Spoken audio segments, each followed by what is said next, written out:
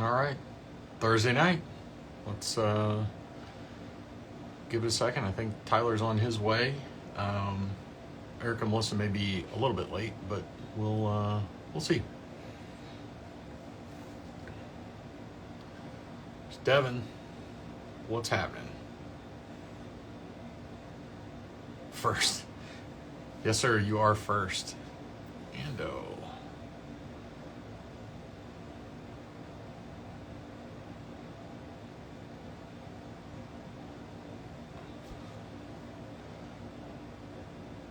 Tyler's in. Just gonna take him.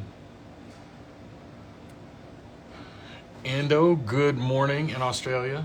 Nice to see you.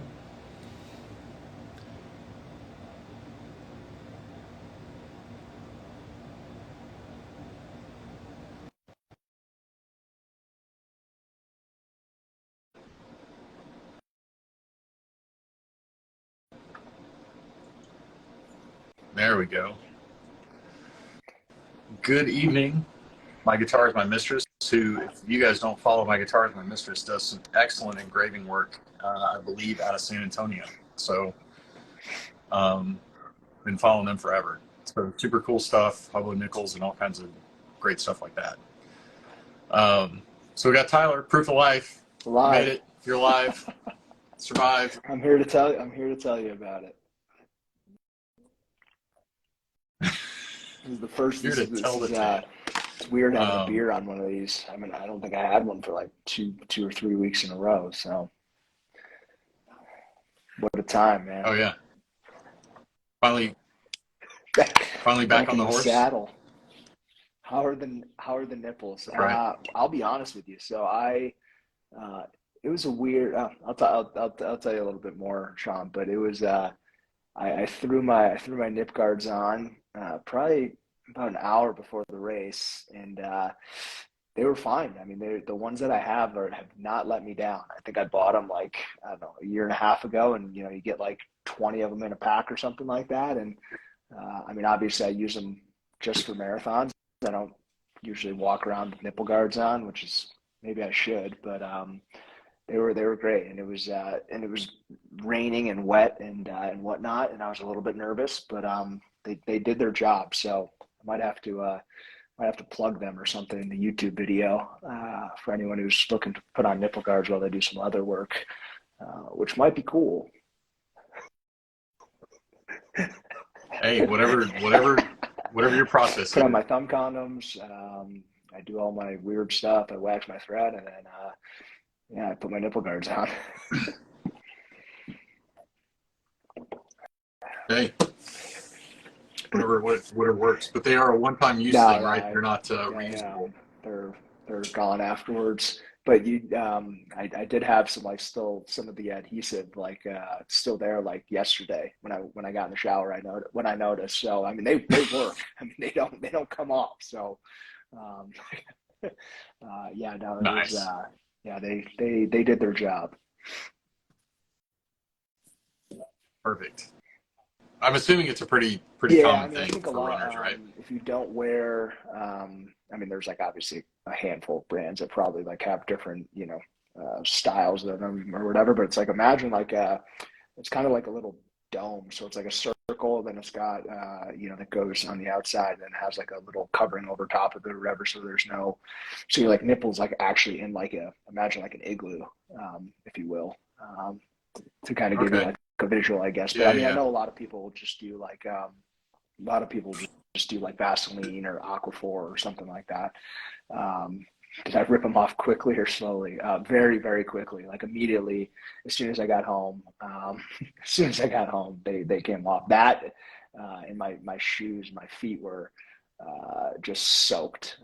Like it was like it was almost like sitting like in a bathtub for like 5 hours. Like my feet were like completely pruned and disgusting, and but I kept the shoes. I didn't get rid of them, but I So are the shoes like brand new, no like fresh out of the box? Do you run in them like a no. certain So period of I time before, I or that's like one thing that I'm like debating nowadays after seeing what I saw this past weekend. So I run.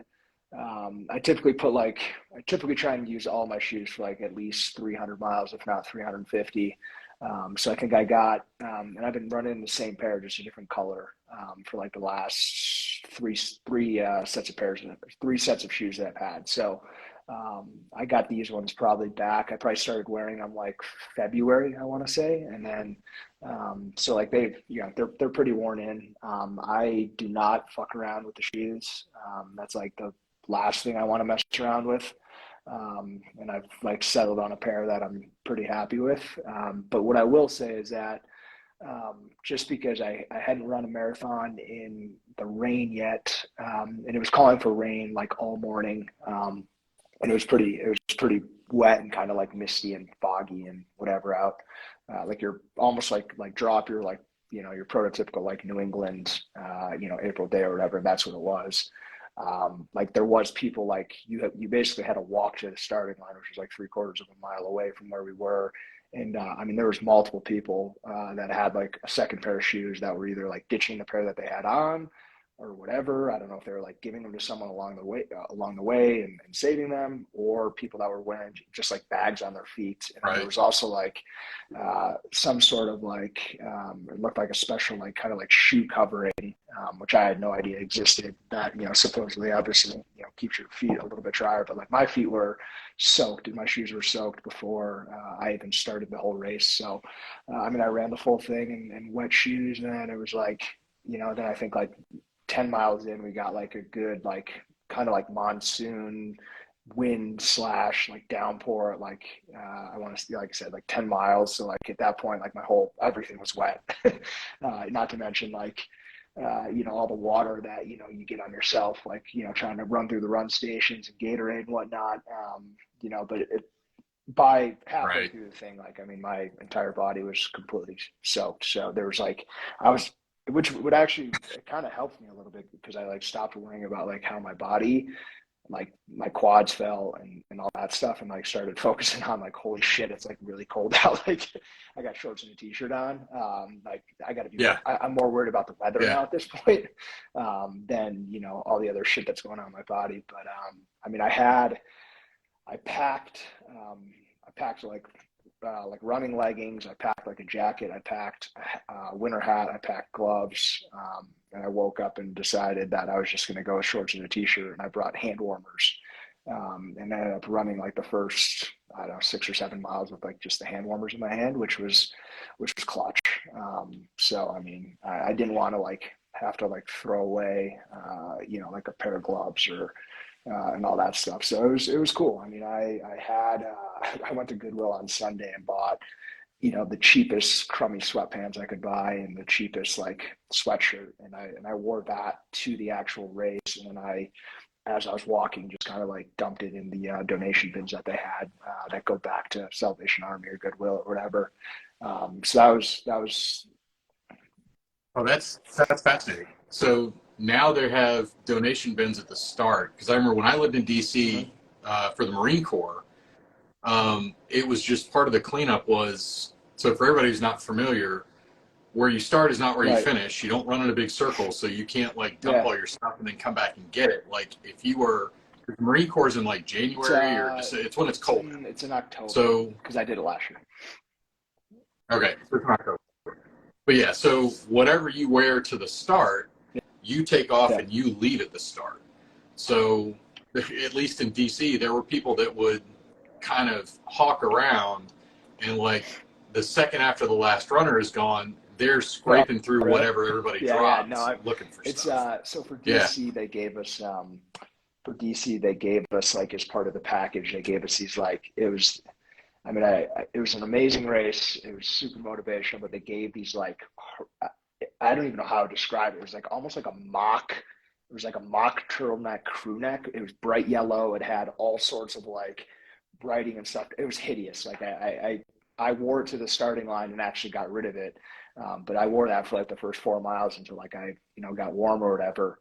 And that's when I realized like whatever Right. you bring there, like I don't do the bag check where you have to like go afterwards and try and find your gear and whatever and all that stuff. So like I go there with like as minimal as possible. So I was like, well, if I'm gonna try and stay warm, like I'm gonna grab, sweatsuit for $10. And they actually did a really good job of like having kind of like, different bins and stuff set up like on that walk over or whatever. But I mean, I'll tell you what, I mean, there was multiple Right. people like in the first couple miles that, were, there was people wearing ponchos, there's people wearing gloves, or, I mean, you name it, like that, actually started the race. And like once you cross through the starting line, like there's no more donation bins, right? Like now you're running like an animal, right? Right. So like there was people for the first like 2 miles that were like throwing ponchos off and throwing, whatever they had off, just like onto the side of the road. Which you have people that, come through and they clean all that stuff up or whatever. And it's, pretty organized, I guess. Right. But it's like, why didn't you just do that, 30 feet ago? And, and this could have been taken care of. A poncho is obviously different, right? Like you're probably not reusing a poncho, but, it's just like the first like 2 or 3 miles of a marathon is like the most interesting thing in the world. I don't know if you guys have seen it, but there's a video out there right now that like has become kind of viral, I guess. But like there's a video in today's world where, people have like Ring doorbells and, all that kind of stuff in their like front yards. And there's like a dude who I think it's a woman actually. What's up, guys?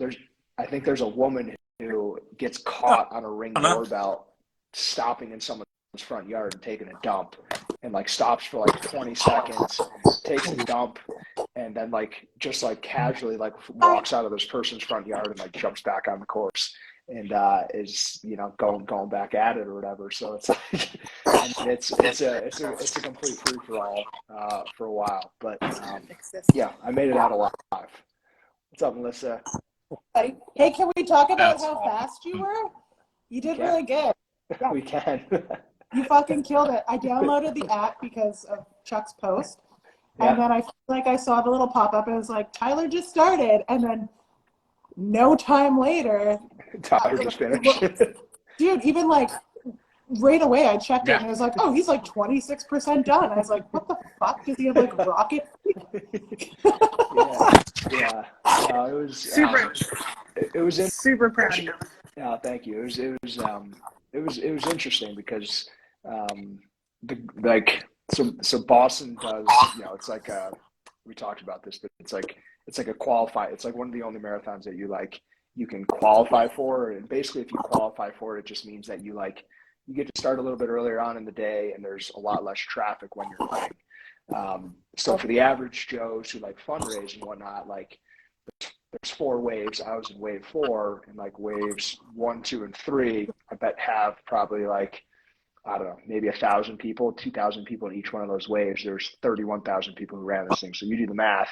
I mean, 6,000 people went in those first 3 waves, and like basically the other 20,000 people like take off at the end, right? So like the first 2 miles is an absolute, I mean, it'd be the equivalent of trying to run through like Grand Central Station at like 6 o'clock on a Monday afternoon and like trying to like elbow your way through crowds and, so on and so forth. Because like I tried to run like a pretty good time, but like the woman next to me might have ran like a 5.5-hour marathon, right? Like she was, walking from the start. Right. So that's the reason why I figured out. That's the reason why people like try and qualify for Boston, because it gives you like a better, those people who qualify are obviously good runners and they are trying to run for a certain time and so on and so forth.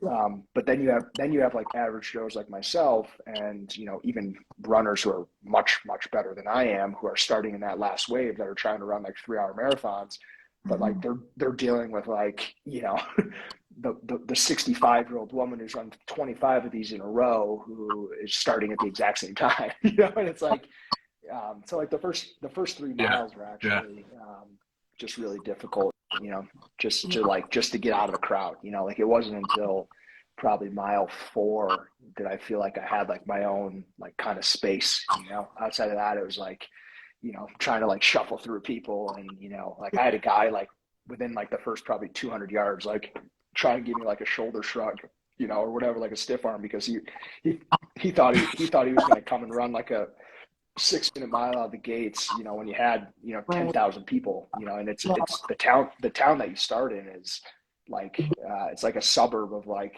20,000 people that you basically start on a 2-lane road, you know, so like, I mean, I don't know how wide a road is, but let's call it 30 yards wide, you know, like you can only do so much. Well, yeah, you know, so I was gonna ask about the congestion because like I knew the Boston Marathon was big, but like when I downloaded the app, there's like fucking 30,000 people that like. Yeah, they do. Yeah, so like, I mean, it's a lot. So like like obviously the pros start and there's like, I don't know, let's call it like 200 of them or whatever, and they start at like 9:30 and they're done and gone and they're running by themselves essentially, or like in packs of 5. Like they can do whatever they want. Yeah. And then like wave 1, 2, and 3 are like, from my understanding, are like people who have qualifying times that kind of like, you know, so like they might start at like 10, 10:30, and 11 or something like that, whatever it is. And they have like, you know, their groups are of like, you know, 1,000 to 2,000 people, right? So 1,000 to 2,000 people starting at one time versus 20,000 people starting at one time is much different. So like when I was walking to the starting line, I was supposed to start at 11:15, and then at 11:15 there's supposed to be six different groups that go out in like kind of sequential order, right? So I was in like group 6 or something like that. But like by the time I got to the starting line, like I just walked there and it was already 11:15 and we were already going, and like I just literally had to walk. And then like once I got to the starting line, like your time's on. Like there was no like, hey, stop here for a second, stretch, or stop here for a second, like you guys are going to go in 5 minutes. So it was just kind of, I mean, for like a pretty buttoned up, or what you would think would be a buttoned up, like, you know, most recognized marathon in the world.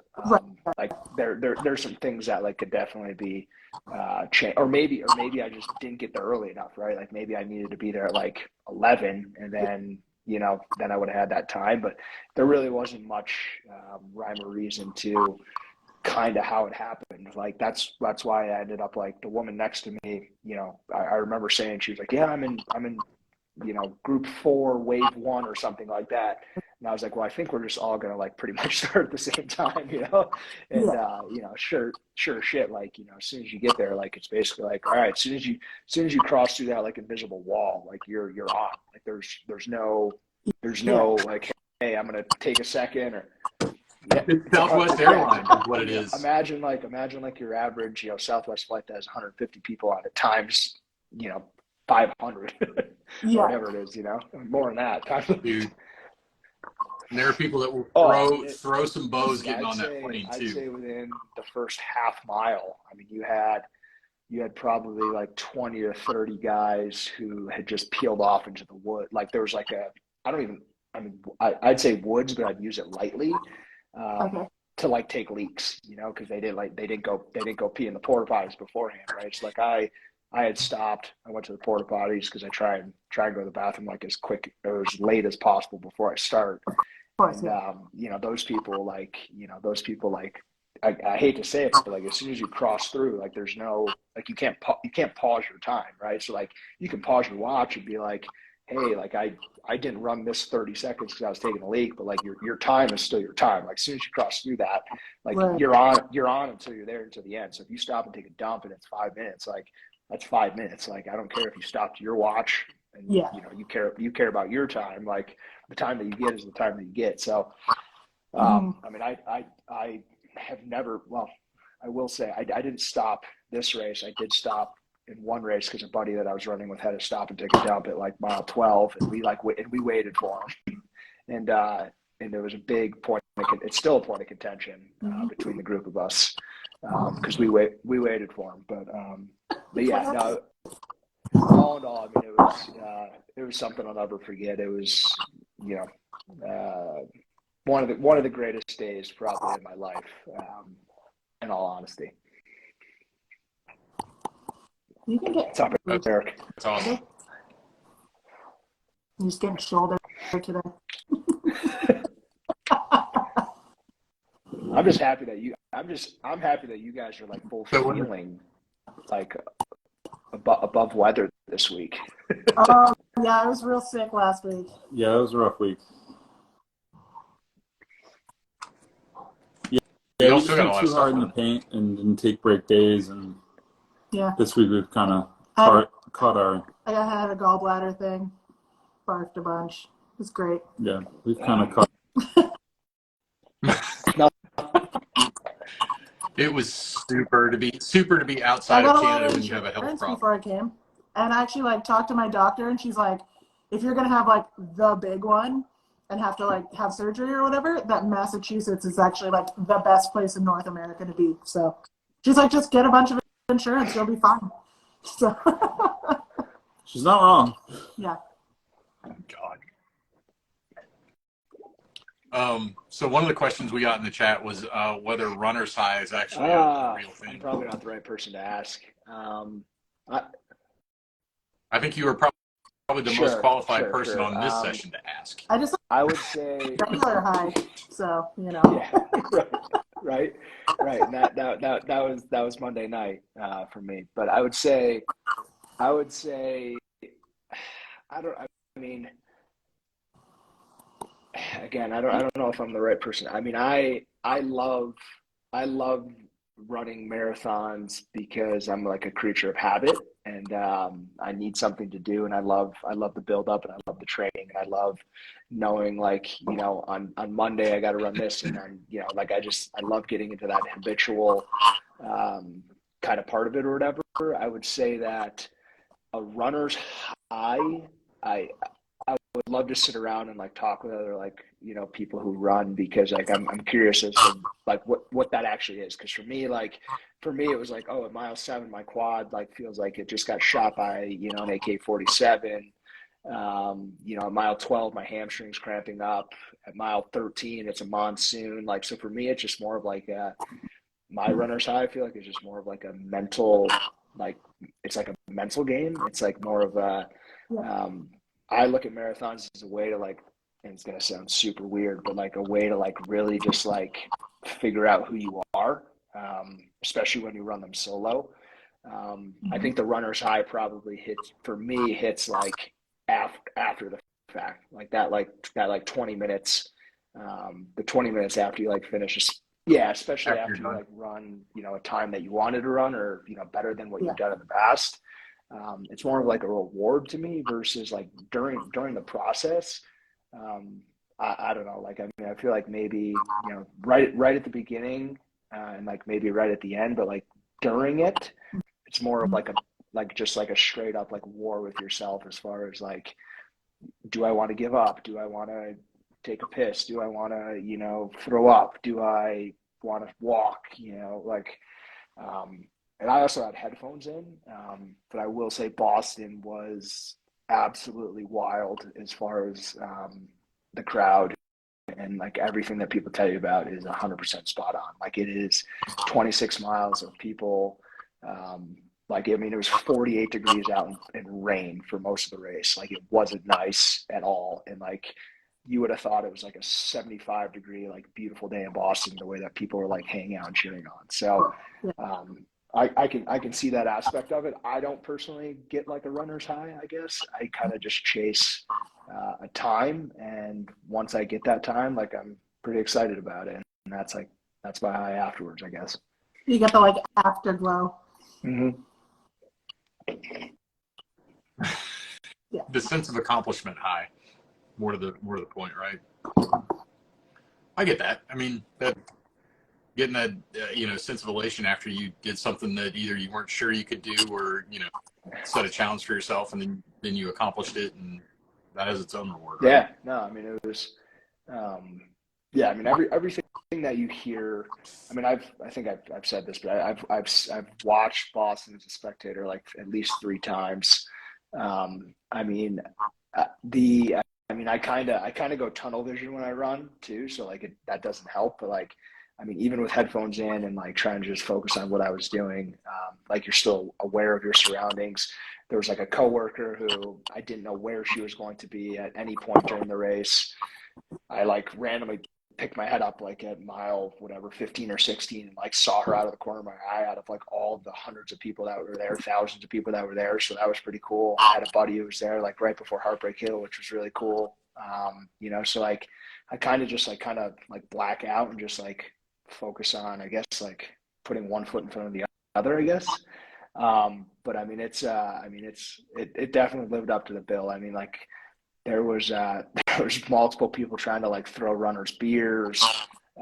There's like this point, I forget, I think they call it Scream Alley, which I only learned about like yesterday, but like Wellesley College, which is an all girls school, like there's just like 19 to 22-year-old girls, I got to imagine, or college students who are literally like trying to get runners to like stop and kiss them or make out with them.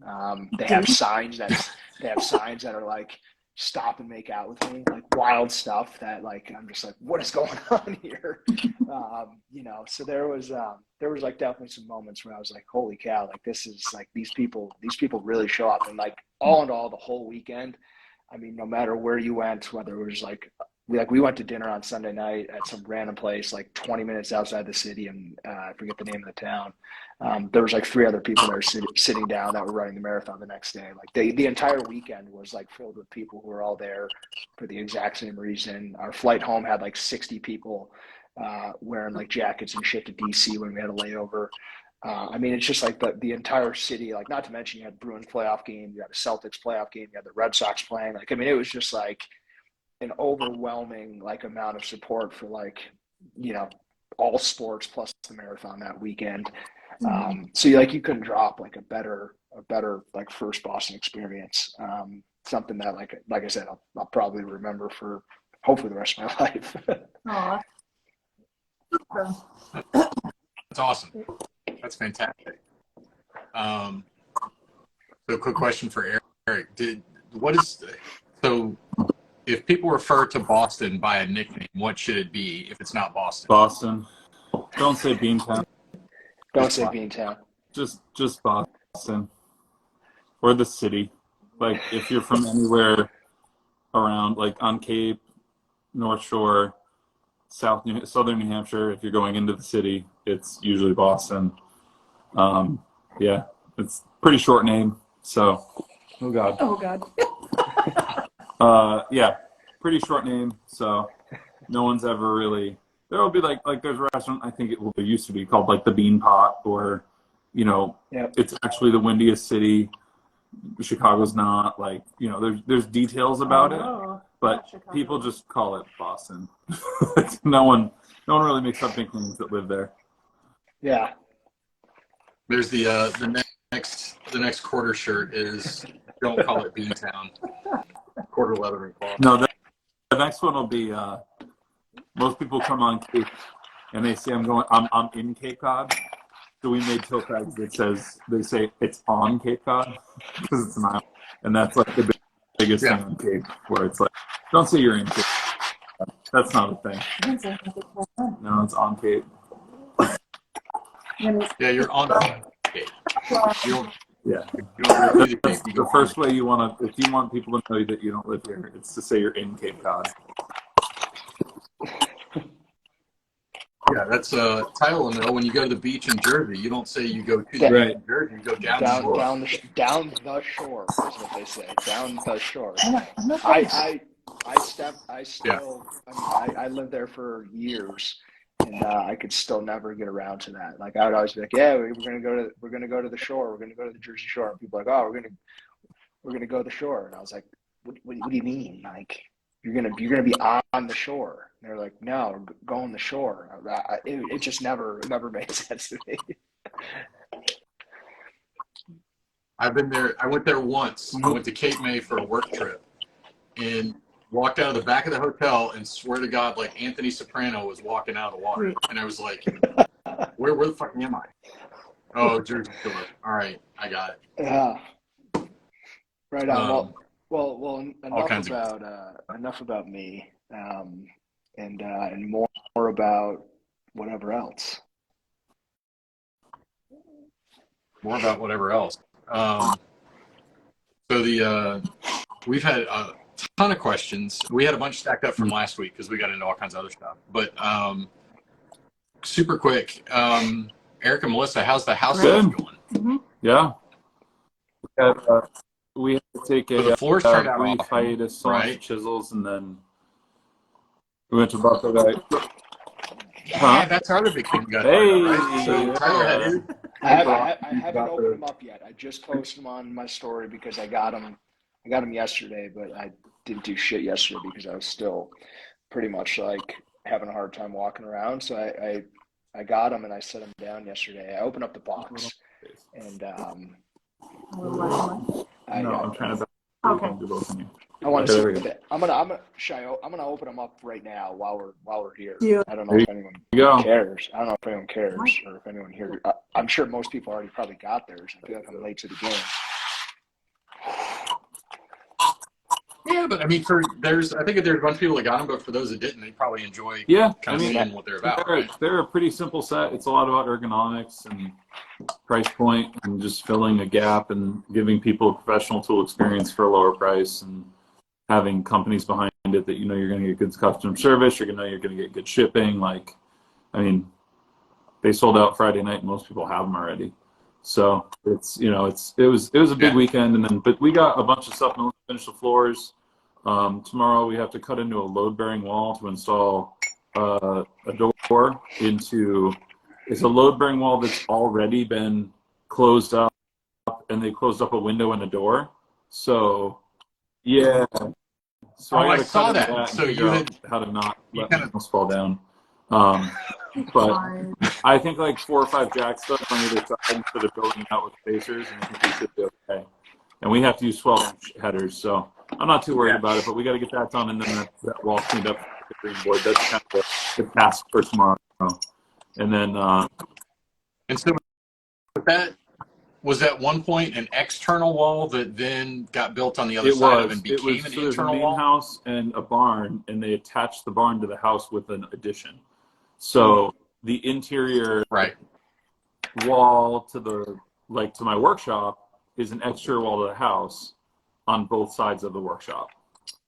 So it's kind of weird. Like you run into and they framed it weird. Like they closed up a window, so like they framed it like 6 inches on center to keep everything on 6 inches on center, and it was just it's messy. But I think it'll be fine. We traced out where the load path goes, and it's going onto concrete. It's not going onto wood or foundation or anything like that. So I'm pretty confident that we'll be fine. And we're just installing the 32-inch door.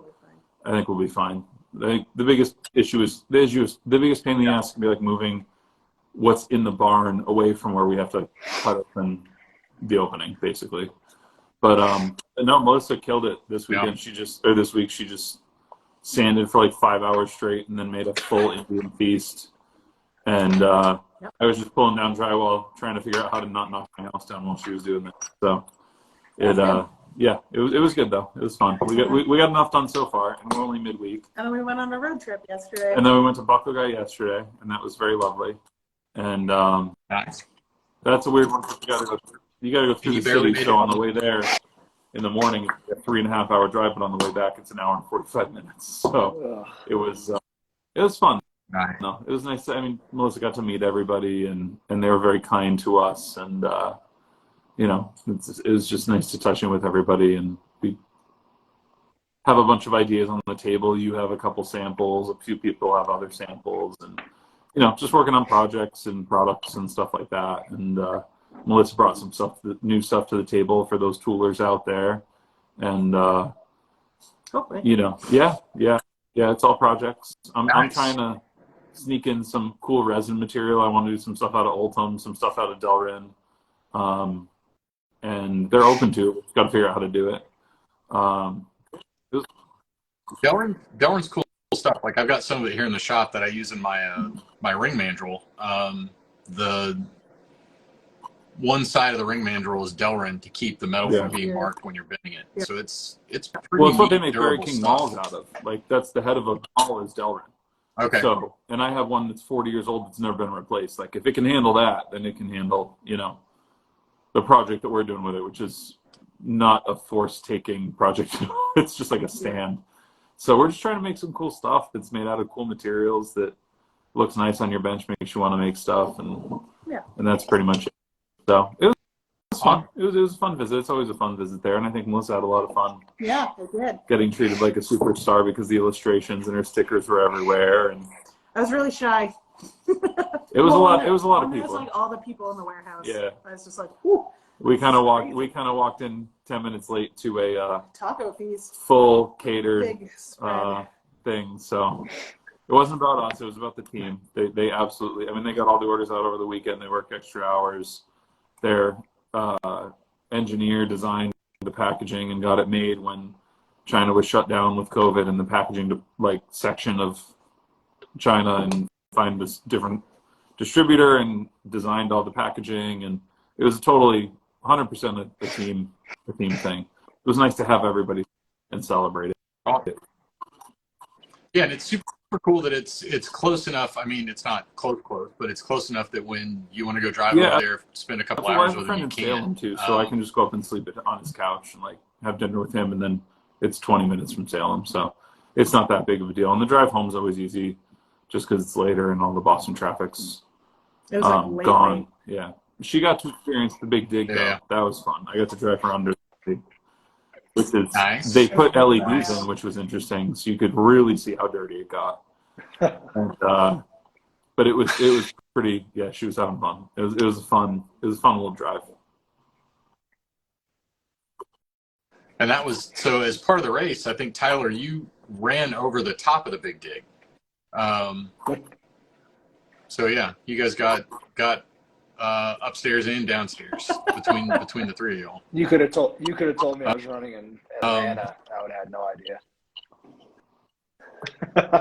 No, you would. I don't actually think they do. I think because they finish on Con Ave, and I think they come in from Arlington, right? I don't think they go down into the city. No, we come through. Maybe not. What is it? So you go Fenway, right? Yeah, we ran past the Sicko sign, and then you go down. We actually go down under, and then you come up and take a right on Hereford.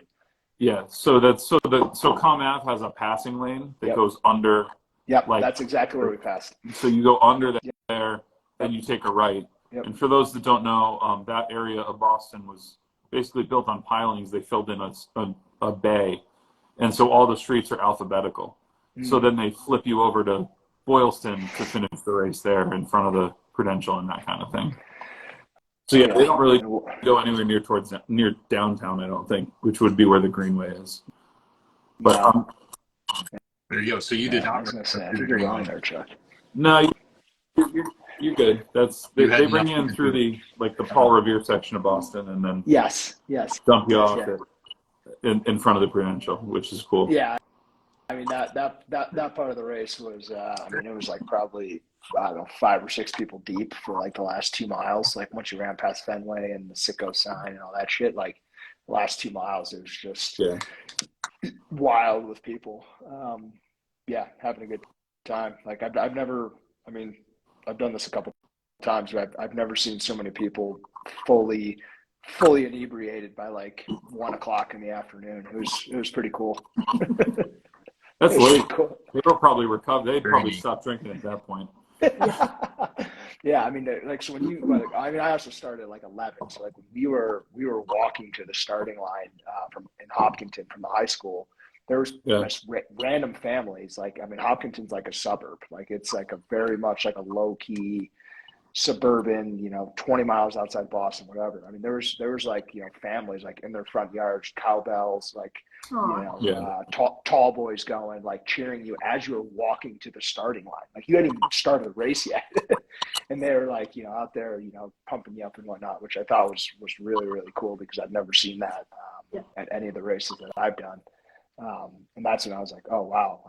What people say about Boston is really true. It's a pride thing. We like to welcome our own, or welcome people in, and after everything that happened too, it's a lot of victory and pride on our part. Yeah, I rode home. We were on a flight with we laid over at was it Dulles, I guess, in DC, and the woman sitting next to us, I just wanted to fall asleep. I didn't want to talk to anyone or whatever on Tuesday, and the woman next to us happened to be a woman who was 67 years old who ran 23 of them in a row. And so obviously, how do you not talk to this woman for the hour and a half flight? And she was delightful. I grabbed her business card, and I mean, she was just super ecstatic to do another one. And her goal is to do 25 in a row. And I was I'm just super excited that I can walk after doing one of these things. So like I left like, immediately after, like 24 hours after. I'm like, oh man, like I don't know if I'll do another one of these again. And I'm sitting next to a woman who's done 23 in a row. And I'm just like, oh, this is coming full circle. But she was telling me about like almost every year she was there during the bombings. So this was a big year for her to come back. This is why she wanted to do her 23rd in a row, because the 10-year anniversary and so on and so forth. But she was like giving me a whole rundown of like all of her experiences and whatnot, which was just super cool. And then like the airline did this thing where they were like, who's run 2 of these? Who's run 5 of these? And she was the last person on the plane to have her hand up at 23. And I was like, yeah, we've been talking the whole time. This is kind of cool. She's like my friend now. Her name's Nancy. And I felt like a rock star sitting next to, Nancy, who had run 23 of these things in a row. Very nice. So the other question was, what were the road trip snacks to Buckle Guy and back? We didn't even really eat anything. Yeah, we didn't really eat much. It's not that far of a drive, so it's kind of like... I packed snacks, but then we had lunch there, so... Yeah. It's not far enough to like... We grabbed a couple seltzers and stuff, but just kind of chatted, listened to music. It was less than 3 hours up, less than 2 hours back, just kind of quick jaunts. Does the van, are you like throwing CDs in the van, or are you we didn't Bluetooth adaptering or the something? truck. That's a whole other story. Okay. We had an adventure. Astrovan has so the Astrovan, I sheared the alternator off the block over towing. I think it was because I put all those, I towed 48 feet of bowling alley from Rochester, New York, or Troy, New York, to back to the Cape. And I'm pretty sure I sheared the alternator and power steering pump off the block. And they fixed it. But what I think, I've only had an alternator like fully die. I've never had an alternator like peter out. And so we went to the battery store. I dropped off, because I had an interstate battery. Yeah, and they gave us a loaner, and I was like, all right, I just want to check, because it's a weird early all-wheel drive system, so it had been shaking. Like there's something with the drive shafts that need to be balanced, and we throw the loaner battery, and I'm like, all right, well let's see, figure out what car we're taking. Went to the dispensary. So we drove to the dispensary, drove out to East Ham, and then we get to Chatham, turn the car off, totally dies. Can't start it. Ask a couple people. One dude was like, I don't know where I would even begin to jump your car. I'm like, no, you don't. You just have to pop your hood. Like, it's 2 cables, and you're 40, and you should know how to jump a car. It's too fancy. Yeah. Right. You just got to stand there, motherfucker. And I explained to him, like, God forbid you ever have to jump a car. And they gave us this big face up, like, we don't drive cars that might need to be drunk. They were like, they had like that. Ours are never more than 2 years old. Yeah. They were the people you buy things off lease from. They were nice. They were very kind. But then this Eastern European dude who had just been like sitting there the whole time. I don't know if he was taking a nap or what. While I was... It was just, he gets up, takes the last drag of a cigarette, and then like pulls out a screwdriver and fixes the fucking thing. He rolls over like perfectly lined up, and so I got the car started with the first couple, and then as we were talking, we went to get in the car, and the thing died again. So I was like, oh, now we're really in it. It's either the loaner battery, because I don't know how old a loaner battery from Interstate Battery is. When the price is $10 on a $200 battery, and that's all they ask for. This thing could be 10 years old. I have no idea. And so I don't know as much about cars as I should. And it's weird because I've only had alternators die and everything shuts off and the car shuts off. This seems like the alternator is like trickle charging the battery, but not fast enough. So he let us stay hooked up to his car and revved it a little bit and charged the battery up for 5 minutes. And we had to get from the lighthouse in Chatham deep into Harwich. So it was a little foggy. It was about 6:15, and sun was going down. The sun was going down, and the fog was rolling in, which is very Chatham-y. Fast. And because it's out kind of in the middle of the water, and we get in the car, and about 5 minutes in, I had my headlights on. I realized if I hit the brakes, the whole digital dash dims. So I'm like, all right, this isn't a good sign. So I shut the headlights off. It was still safe enough to drive without headlights, but it was dim enough to get flash because we didn't have headlights on.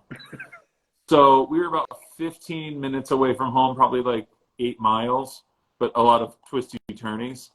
And like as we were driving, all of a sudden, I didn't even know the van had rear ABS. I didn't think that was a thing. The rear ABS light comes on, so we lose that. Then we lose airbags. Then I lose my speedometer. Then I lose the entire fucking dashboard.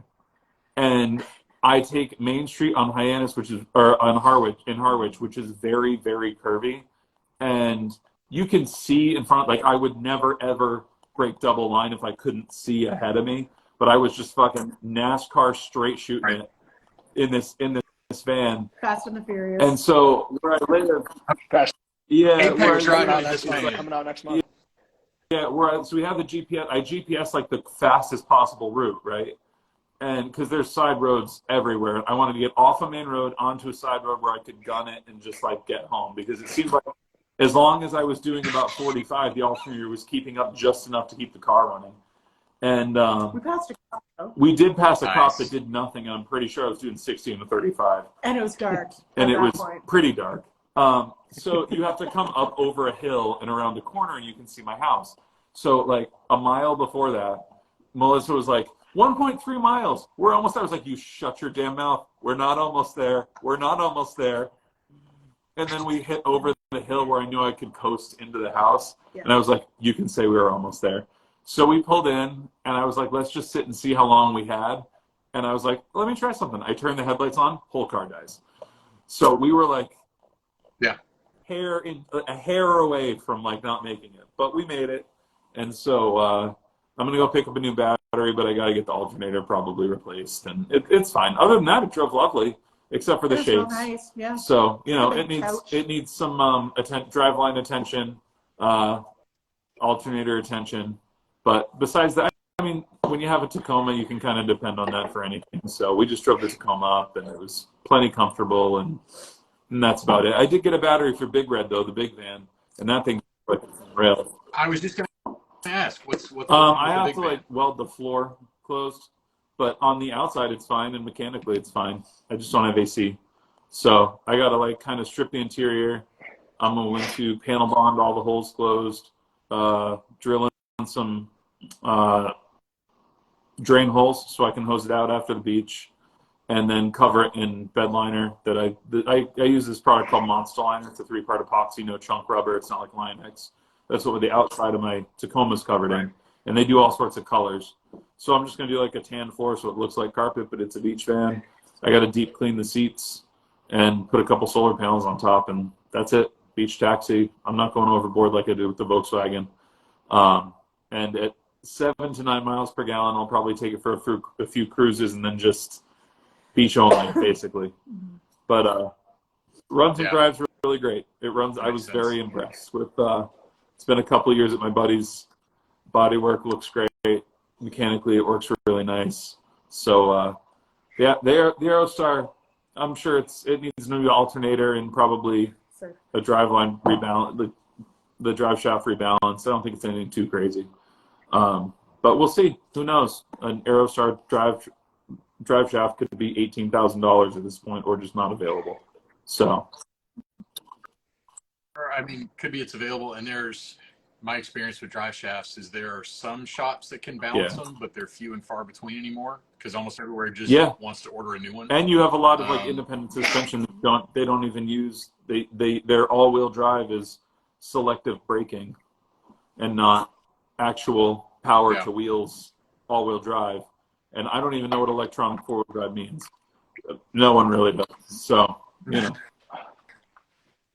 I mean, I think electronic four-wheel drive is way back in the day, and you had to jump out and lock the hubs to get four-wheel drives, right? Like I remember an old Bronco I had. You needed to jump out and twist the front hubs to lock them up to get four-wheel drive. I have front hubs on mine. I've only ever driven, besides the Tacoma, which I very rarely take on the beach, every car I've ever had has locking hubs in the front. Yeah, my Tacoma had electric lockers. So whenever you wanted to put in four-wheel drive, you punch the button and locks. I put a TRD. But I have a TRD conversion in Tacoma, so I have the rear electronic locking, and then the front just regular 4-wheel drive as well. So you have to do it on those because the rear end is so light. Yeah. Yeah. And then my Wagoneer, I had a 90 grand Wagoneer, and that had pneumatic. Damn. It had a pneumatic locker, or the switch would flip on the diff to send power to the back or power to the front as well. But it was a pneumatic switch, which was all kinds of fun. Yeah, with that sounds like vacuum a train leaks wreck. and all that other stuff. It was horrible. That was like Yeah, that's second to only. I had I think it's fully hydraulic lockers on my Synchro, front and rear. Yeah. And if they felt like working, they worked, and if they didn't feel like working, they didn't work. And it was a brand new system, brand new transmission, Porsche axles, everything, brand new rear diff. We got everything installed, everything tested, and it was like a 80-20 situation.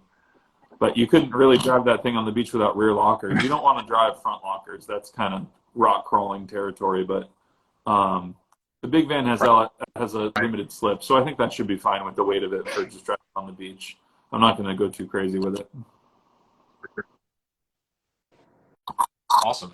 That's a good update on the on the Corter good, fleet. Good and bad. I'm gonna take a few weeks to build an apartment before I send a 1994 van in to get probably $2,000 worth of work done. But it is what it is. We got home. We had like one voyage. It was an adventure. We did. Nobody cried. And the Tacoma's Nobody running. yelled. The Tacoma's running great, so that's all that matters. Yeah. The trusty Tacoma that always gives you the confidence to go branch out into other vehicles. That thing's going to be a cage with everything else rusted out around it, and a motor with 400,000 miles on it, getting me wherever I need to go. Pretty much how they roll. Exactly. That's what I want to get next. So totally non sequitur question, Melissa, do you have any update on the animals? Like how the animals doing with you away from home? My dog's a bit sad. I guess my mom was watching Eric's stories the other day, and there's you could hear me laughing in the back, and so my dog thought I was in the room and got all where's mom? But other than that, they're good. I think the sheep get their haircuts this week, and I'm a little bit sad to miss that, but it's fine. They'll get them next year too. So they get a haircut, and then does somebody take the wool and do something with it? Or we were going to last year. You can insulate the chicken coop and stuff like that with it, but it's not great. So our sheep are companion animals to an old horse, and she's big and blind. Okay. And so, but they hang out underneath her while she eats, so they get all covered with hay and shit. So they just look not shit, but just hay. But they just look like little fucked up dirtbags. And so their wool would just be too deep. Yeah. It's the best thing ever. They're just covered in those two little woolly dirt bags that are just hanging out with totally. And you'll watch them and they'll be hanging out with each other and they'll just nibble hay off each other's backs. They're gross. But really in a beautiful. More of a drafted to the military buzz cut than it is a let's make hats out of it buzz cut. Yeah, it's they get too big. They just I call them land clouds because they're just huge. And then in the spring they're just little weird little guys for a couple months, and then they get their wool back a bit. But yeah, right. They're little skinny looking dogs for a while, and then it's pretty cute. They grow their haircut back. That's awesome. I think other questions that we've gotten. One that Devin gave us this week was pretty interesting. Where does the line of handmade stop? So when someone calls something handmade, so if they're using machines to sew it up, does that count as handmade? So I think that's because there's no definition for handmade, right? So that's to me, it's a line drawn on an Etch-a-Sketch. I mean, everybody has a different description of handmade. You know what I mean? If you have, for example, I think about when you think about it globally, every product that's made, right? Theoretically. Obviously, you go to a Tesla assembly line, as compared to a Ferrari, and there's handmade laid carbon fiber as compared to a car being fully assembled by like robot arms. With leatherwork, I don't really think that you can call one person using a sewing machine not handmade. I think when you get into like tooling versus stamping, but even then you're still stamping the product. It's just what you should call it. You know, call it stamped versus tooled or whatever. You use the right verbiage. I think when you get into like, for me personally, when you get into fully like laser cutout or knife machine cutout, where you're programming in a pattern and you're setting it up to be fully cut out, and then you're sewing it on a sewing machine, and then you're using a burnishing wheel, and you're making hundreds at a time, I think it tends to be an abuse of the word handmade as an advertising tactic. I'm not saying that's, again, if we're talking fucking Model T Ford as compared to like juicing an orange, we're definitely on the side of juicing an orange as far as handmade is concerned. But I think it's up to everyone to it's this argument is as old as dust. Like everyone's always. I think the ultimate thing is that if you're worried about whether your product should be called handmade or machine made, you have bigger issues with your product line than anything else. And if you're worried about it, then if you're really worried about it and it bothers you and keeps you up at night, or you don't know what to call other people's, or you're getting upset that someone's doing nice machine sewn stuff and you don't see it as legit leatherwork, I personally don't agree with that, because there's just as much skill involved in doing a proper machine stitch on a piece of leather as there is having it look good. As there is thing. Oh, there is. I mean, anybody that's ever used a machine for the first time will tell you, like, look at the first thing I ever sewed on a machine is all over the place. It looks horrible. It's a desk pad that I keep on my desk, and I look at it every day, and it bothers me, and I still haven't done anything about it. But and maybe it's the difference between calling something handmade and something mass produced. So does the quantity matter? I mean, I would argue some of the bespoke bags and whatever else, even though somebody's using a decent amount of machinery to make one, it's still handmade, and they're not churning out 200 of them at once. So maybe it's the difference between mass produced and whatever, because at some point, if somebody touches it, it's handmade. If there's somebody in a factory that's walking a piece around from station to station to station, and another person's taking it and doing the next step on it, maybe that's another differentiator too. If it's one person making the whole thing versus I do my piece and I sew this thing, and then I take it to Tyler and he does his piece, and then he takes it to Eric and Eric does his piece, and then Eric gives it to Melissa. Is that still handmade? Maybe, but it's where does it? I mean, I like to look at other niches that are kind of close to ours, right? So let's say knife making, for example, you usually use a whole machine shop, but those are considered handmade knives. Right. Yeah. Even if you use a CNC to cut out small parts and then you assemble them, that's handmade. If that can be handmade, then someone using a machine sewing 200 wallets, those are still handmade wallets. If you're not in an industrial area, if you don't have 200 people or 100 people, or for me, handmade is more about what's behind the scenes. How many? Is it a big company? Like Filson, I would not say makes handmade belts, right? Because there's marketing involved, there's market research involved. They're still great belts, but I wouldn't call them handmade.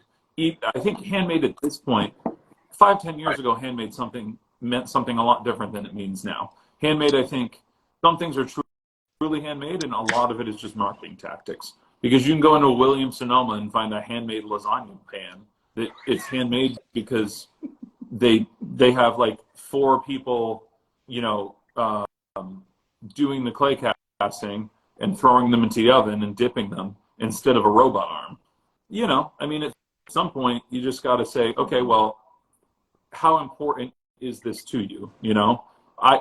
As I'm concerned in leatherwork, I would be much more concerned with machine sewn versus saddle stitch and application. So like, I don't think a shoulder strap needs to be hand sewn because it just doesn't take enough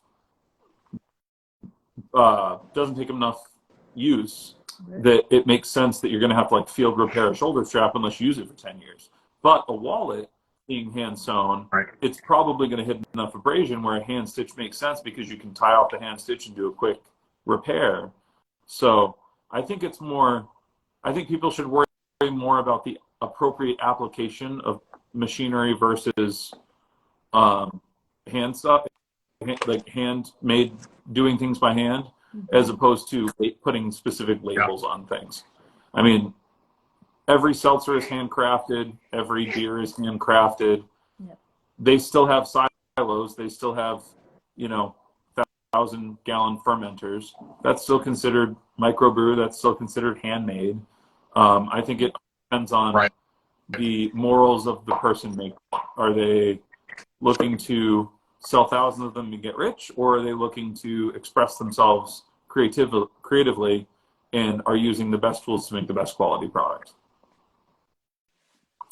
Yeah, and I think it also goes down to transparency in the process too, right? So there's plenty of brands out there that would use the word, handmade, and something that's being made in a factory somewhere and calling it handmade, to the point because there's hundreds of them that are in stock and all that other stuff. So it's just, I think maybe it all boils down to handmade is more a marketing term than anything else.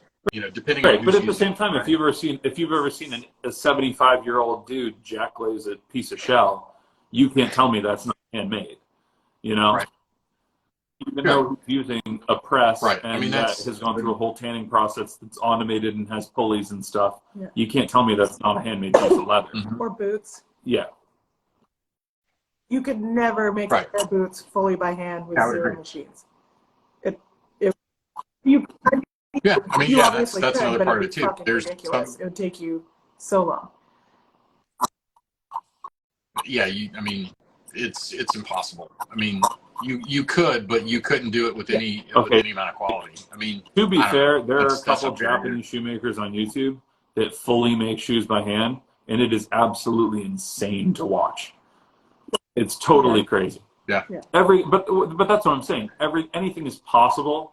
I think that the terminology at this point needs to be focused on less than the quality and design and function of the product, basically, and then the morals of whoever you're buying it from. Yeah, absolutely. It's kind of like we talked about in weeks prior about, it's the story of who makes it and the process and everything else is all part of the deal, right? Fair enough. Where I was about to leave with that, but so here's another one. So is glue required in leathercraft? I mean, I think it depends, right? So it depends on what you're doing. Product. Yeah. Glue. It all, like, if you're making a stitchless lined watch strap, then yes, glue holds the entire thing together. If you're gluing crepe soles onto a pair of Birkenstocks, yes, glue is required. But we've done kits. We have kits that are coming out. Half of our production line has no glue in it. Glue is more of a third hand than anything else once you've saddle stitched, in my opinion. Or laminate. Yeah. Or I think obviously. Yeah, laminating is a great example where you have to have it. So if you're making something like that, it's two different pieces of leather on each side, you obviously have to have leather to bond that together. Glue to bond that together. But in just straight assembly, it depends on what you're making, right? I mean, so it's on bags. I love that assembly tape stuff, as long as you can get it thin enough so it doesn't jack with your stitch line, because the other thing that stuff does is like gums up your chisels. But in terms of like that third hand of being able to get it to stick together, while you're assembling pieces and whatever else, I mean, it all depends on I don't know. There's 88 different ways to use glue and different glues and all that other junk. So it's a great big qualifying. It depends. Is it necessary? No. But it all depends on what you're going to make. You're going to be a lot less successful at making some things without glue. You know, I know. So Eric, you're still primarily using barge for glue, one of right? the one holdovers that just is a dirty barge user. Love the smell, love the fumes. It's the strongest. I mean, it's the best. There's a couple shoe glues that are better, but barge sells in smaller quantities that I use. You know, it dries out a little less quick, and I'll use the toluene free stuff. It doesn't matter. Either one doesn't really matter. But I'm just kind of old school, and I like the barge. I like barge. Tried Aqualim, tried all the other stuff. Barge is it's not bad. I mean, but barge is 80 years old and has been used on shoes and everything forever, and that's why I use it. I think one of the big things with gluing edges is, so our production line, like our bifolds have no glue in them at all. So you have to use them for, you know, I might sew it and you might have, we'll burnish the edges, but you might see the 3 separate layers of a bifold. If you put it in your back pocket and use it, eventually you're going to get a pocket burnish.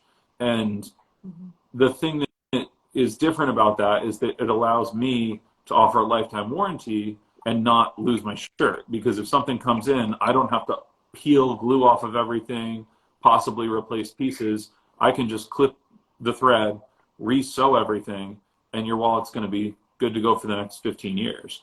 So it all depends on like what your plan is, what your style is. All of my production stuff is full summer camp style kits. I don't pretend to be a fine leather worker on my production stuff. Our videos are totally different, but we have always had the aesthetic of just summer camp projects. That's it. And so if you want to be a fine leather worker and you want to paint edges, I would say absolutely glue everything together, because then you know that things aren't going to delaminate and split edges and that sort of stuff. But that's not a strength thing. That's just a visual thing. Right. So, you know, it all depends. Yeah. Again, just like the last question. All depends. Yeah, I think that's a great point. It all depends. And, you know, if you are, it sort of bonds down to the edge thing, right? Or, you know, boils down to the edge thing. So if you want your edge to be all stuck together, you need glue. If you don't, you don't.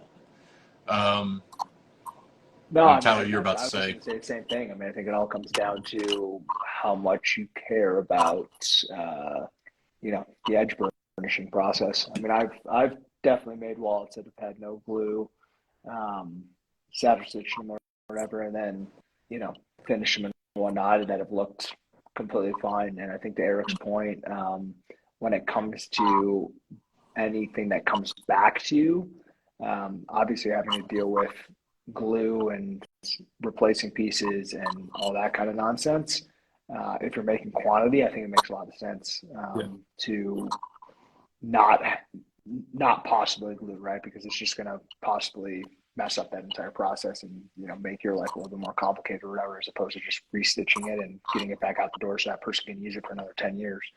I mean, I've used barge a lot. I don't use it anymore, just because I think I was getting way too fucked up using it. But I'm a barge supporter, so for what it's worth, you can't beat it. Y'all think I've got both, so I keep barge and Aqualim around, and it depends. I mean, I will say that once I figured out that Aqualim doesn't necessarily have to be wet bonded, I started using Aqualim a bit more, because you can use it like traditional contact adhesive, where if you let both sides dry, it'll still stick together. Does it grab like as tight as barge does? No, but you can get a much thinner glue line with Aqualim than you can I typically use barge on any of my like roll top bags, just because, I don't know. I mean, maybe I don't care so much about that inside look, I guess, if that makes sense, versus like a wallet where like Aqualim is going to be just a little bit finer of a line, maybe. But again, like, I mean, you can make a damn good, you know, hand stitched wallet, you know, using barge that the average person's going to have zero idea. Right. Or even like whatever E6000 or just straight craft glue.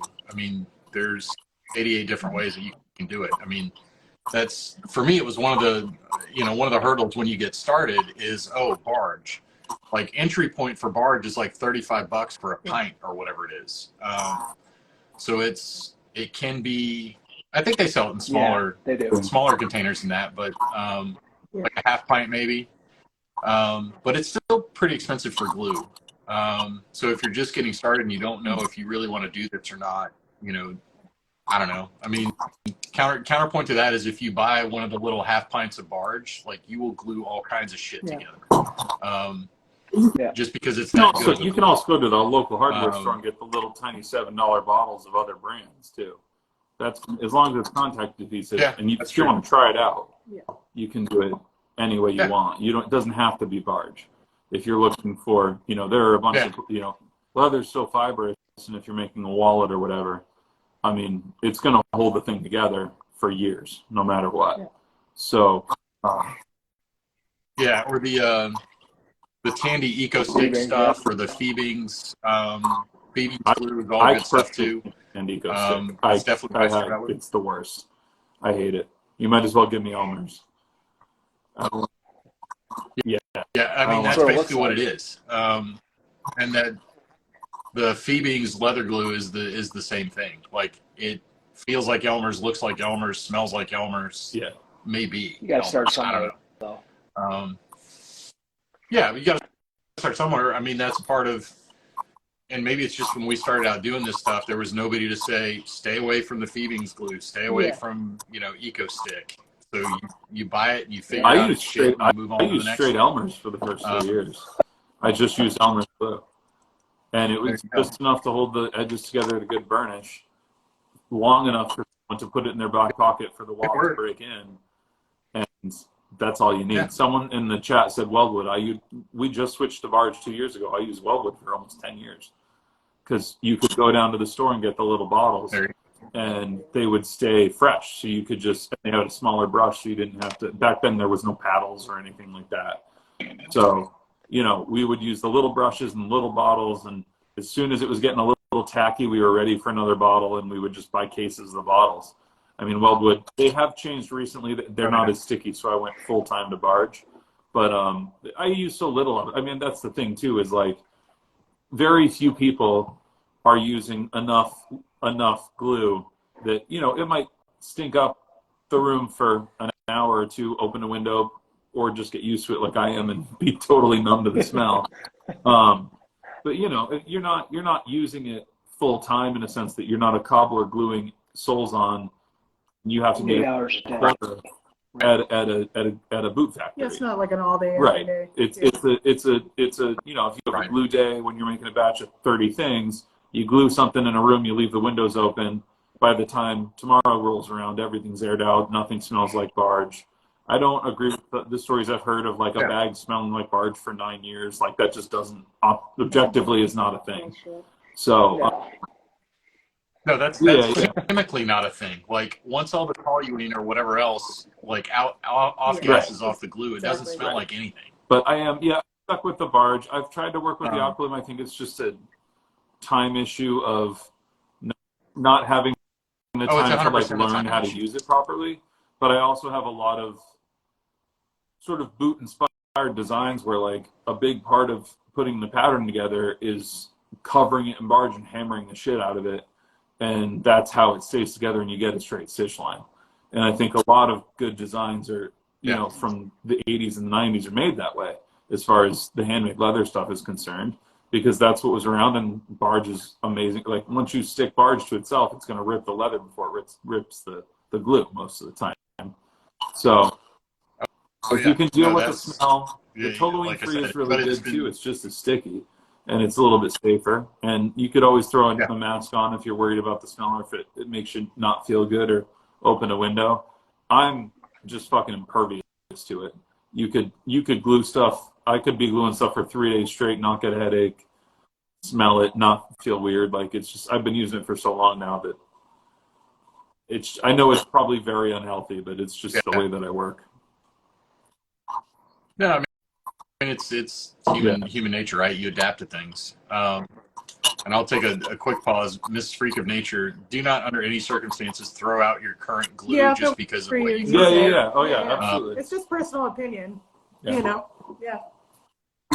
Right. If your glue works for you, keep it, use it till it's done, and then once you've gone through it and you need to replace it, then think about, hey, maybe I want to give something else a try. But don't throw out good glue just because you heard us say I like a certain kind of glue or Eric likes a certain kind of glue or whatever else. Because to the point, it's all of these glues, you build experience in how to use it, what it's going to work for, what it doesn't work for, the amount of time it takes to work with them. So, I mean, that's the thing about Aqualim is it takes longer than barge does because you have to wait a little bit longer for it to fully bond up. You know, so they all have their kind of pluses and minuses. So you got to find a glue that works for you, but definitely don't throw stuff out. When you use Aqualim, do you have to like clip the seam together and let it dry, or do you let two sides dry and bond it like a cement, like a contact cement? That's what I do. Okay. I do it as a contact cement. I do it both ways. But even when it's wet, I think I'll let it get a little less wet before I bond them together. And for the most part, I don't, unless it's something where I need to leave it to bond for a little while, I don't necessarily like putting clips on it. Depending on the leather, depending on the clips, you know, sometimes you can have. Yeah, I'm very anti-clip for most of my leather work. I use them, but I try to stay away from as much as I can. Yeah. I mean, I will say that, you know, on bags and where you're going around a corner, you've got like a radius bin that you're trying to glue together on, clips are sometimes there. But honestly, once I bought a pair of those Amy Rope pliers, I have those too. Edge clamp pliers.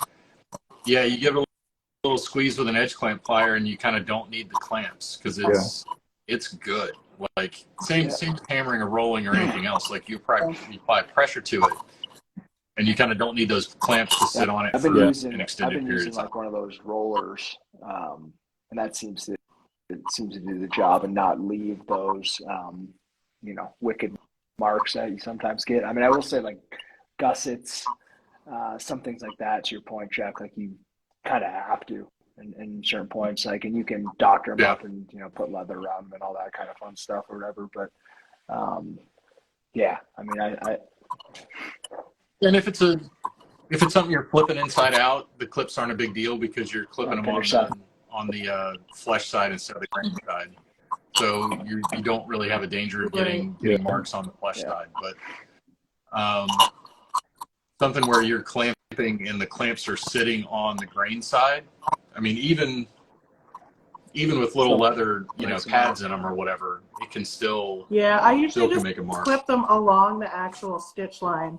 Yeah, if it leaves a mark, you never see it. I'll lay the stitch line first. I'll do the same. You don't have to punch stitch line, but if you lay the stitch line first with a divider, you can fit small alligator clips right in that line, and then it doesn't matter what mark it makes. As soon as you hammer the stitch line out, you're going to hammer out the mark of the clip. Yeah, or whatever mark is left is going to be hidden by the stitching anyway. Your shirt, bud. Oh, I didn't even know. I know. How saw about the little C pop up. Yeah, look at. Ooh, yeah, flex it out. Flex it out.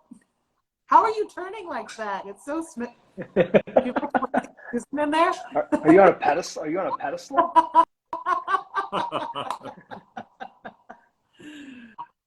It's a lazy Susan from How do you kitchen. like them? Do you like the fit of the shirt kidding. and the print color and stuff? Did we do okay?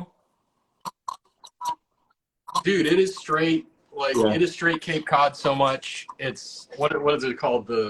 What's the grape store, Eric? Something grape. Yeah, soft as a grape. I opened it in my living room. My wife was like, Sarah was like, "Holy shit, that looks like that came from Soft as a Grape." I'm like, that's the same. As far as we know, know, it's the same blanks that they use. Yeah, no, it's because she comfort colors. What are they called again? Yeah, comfort colors. She was like, "Yep," because and thinking about the T-shirts my kids have from Cape Cod are all this. So it's super soft. You like the color of the ink? Did we do well? We were trying to match the vintagey look of the blue with like an ivory instead of a white. Yeah, no, it's awesome. I'm still steadily waiting for the The puff paint puff, version. all right, so the but, puff version is going to be the astronaut. That's the next shirt. And it's going to be a combo of puff and flat ink. So it's going to be pretty interesting. I think it's going to be a t-shirt instead of a sweatshirt or of a long sleeve. Still pocket tee. I can't go without a pocket, so it'll still be pocket tee. Yeah, no. I respect that so much. And it will be purple. It'll be a purple shirt, but faded purple, kind of like what you're wearing, with white puff and black and a little bit of yellow, and it'll be a cool shirt. But that's a little bit down the road. We're gonna do the cow shirt in white first, so people can tie dye them on their own. Just one pocket tee.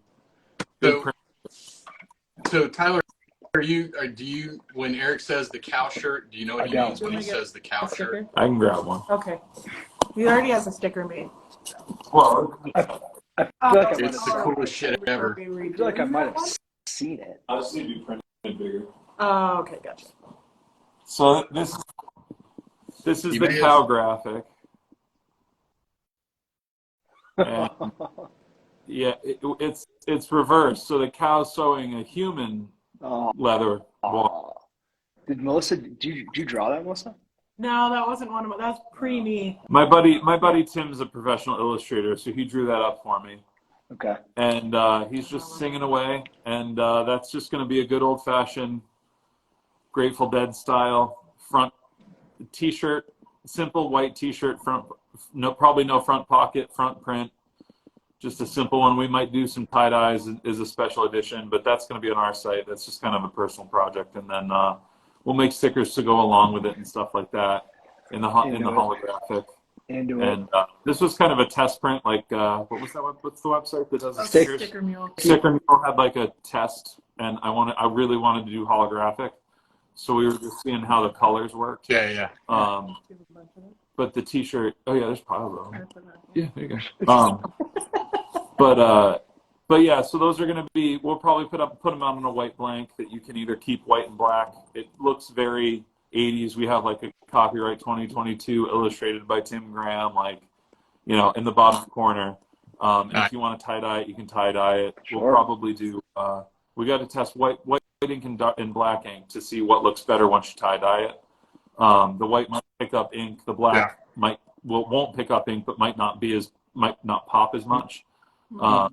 So right, it'll be a fun shirt, but it'll be just kind of a side project for Corter. It's not a buckle guy thing. So that graphic was meant to go in the first set of chisels, but then we kind of went a different way with all the branding. So it's kind of just a lone graphic right now of like a cool shirt that I want to. I'm not a big fan of like, and no disrespect to people that make logo T-shirts, but I kind of worked in streetwear for too long that I kind of, if I'm going to put a shirt out, it's going to be more of like a lifestyle cool shirt. Like, not, you know, it's going to be a lifestyle concept shirt. It's going to have some sort of cool illustration on it, more than just my logo, right? You know. Yep.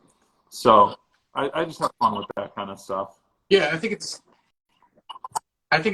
also the difference between you've been doing this for long enough that your logo's on enough things that, you know, it's a logo shirt from Corter is not necessarily, you know, a thing, right? So it's, no, I remember we had this conversation a while back, where, you know, my own particular, you know, design style and aesthetic and whatever else, like, I think just the double hook logo on the back of a shirt, or even like the Rocado stamp on the back of a shirt would be super cool.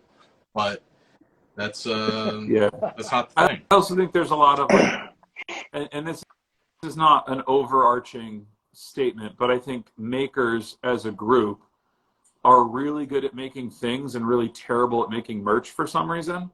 Like, there's not a lot of, like, when a maker puts out a shirt, you're like, how many people are going to put their name in a saw blade? Like, I get it. You make wood stuff. You know what I mean? So I'm more focused on the lifestyle part of it, where if you want to make a logo shirt, that's absolutely fine. It's normal, you know? But for me, I'm more interested in the illustrative part, the lifestyle part, the part that, you know, you can put the shirt on and people will understand, oh, whoa, that's a cow making a leather out of it's a conversation starter, but it also speaks more about you, like, I'm a leather worker. And that's why we put out the flash sheet, you know? Right. It's just to help people express themselves a little bit more. in a way that's not so niche as to you'd have to know my brand. I'll sneak a Corter logo in there. I always do, but it's never the star of the show. You know, it's always I always want people to get more value out of it than just a logo. Sure.